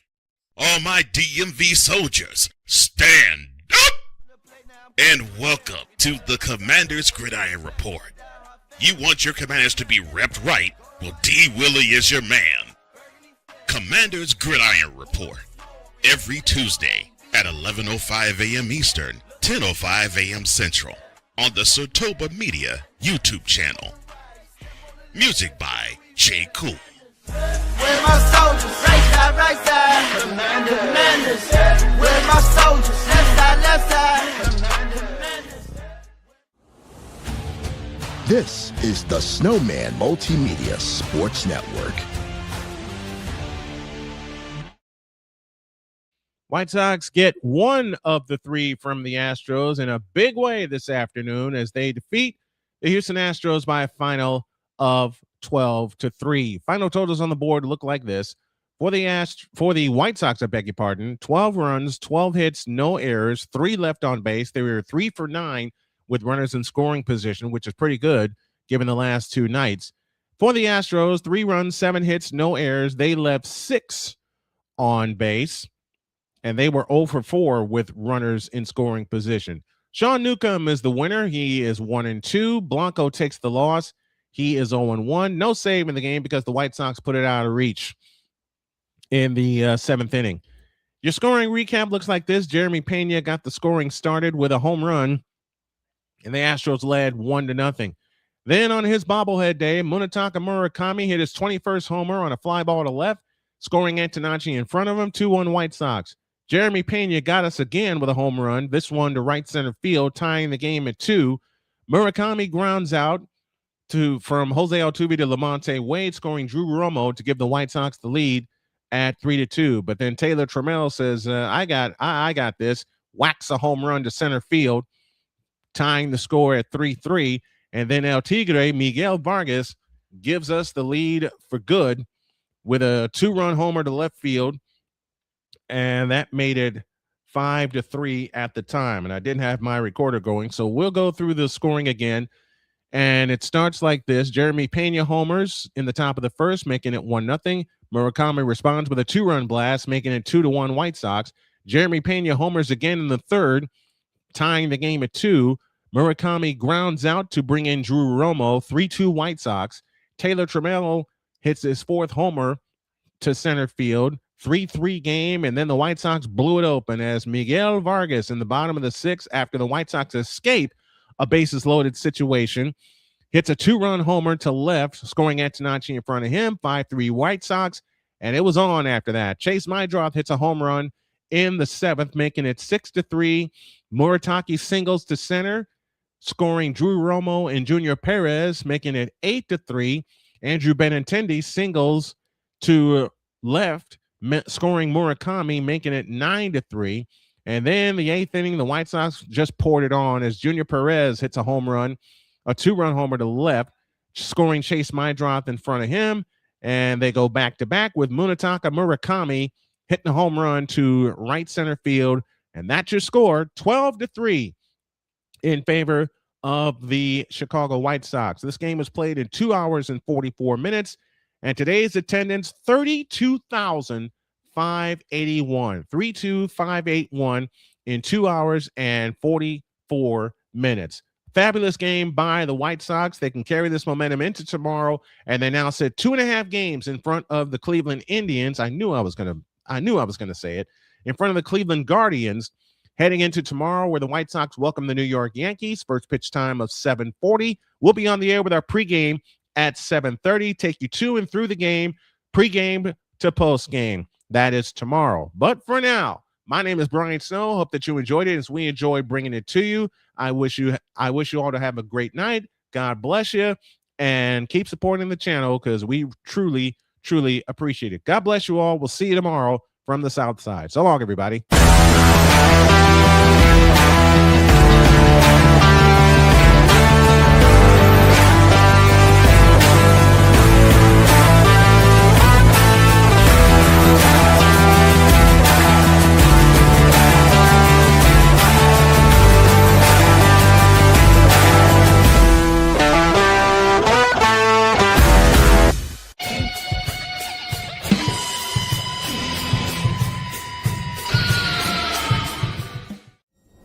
Preceding has been a presentation of the Snowman Multimedia Sports Network.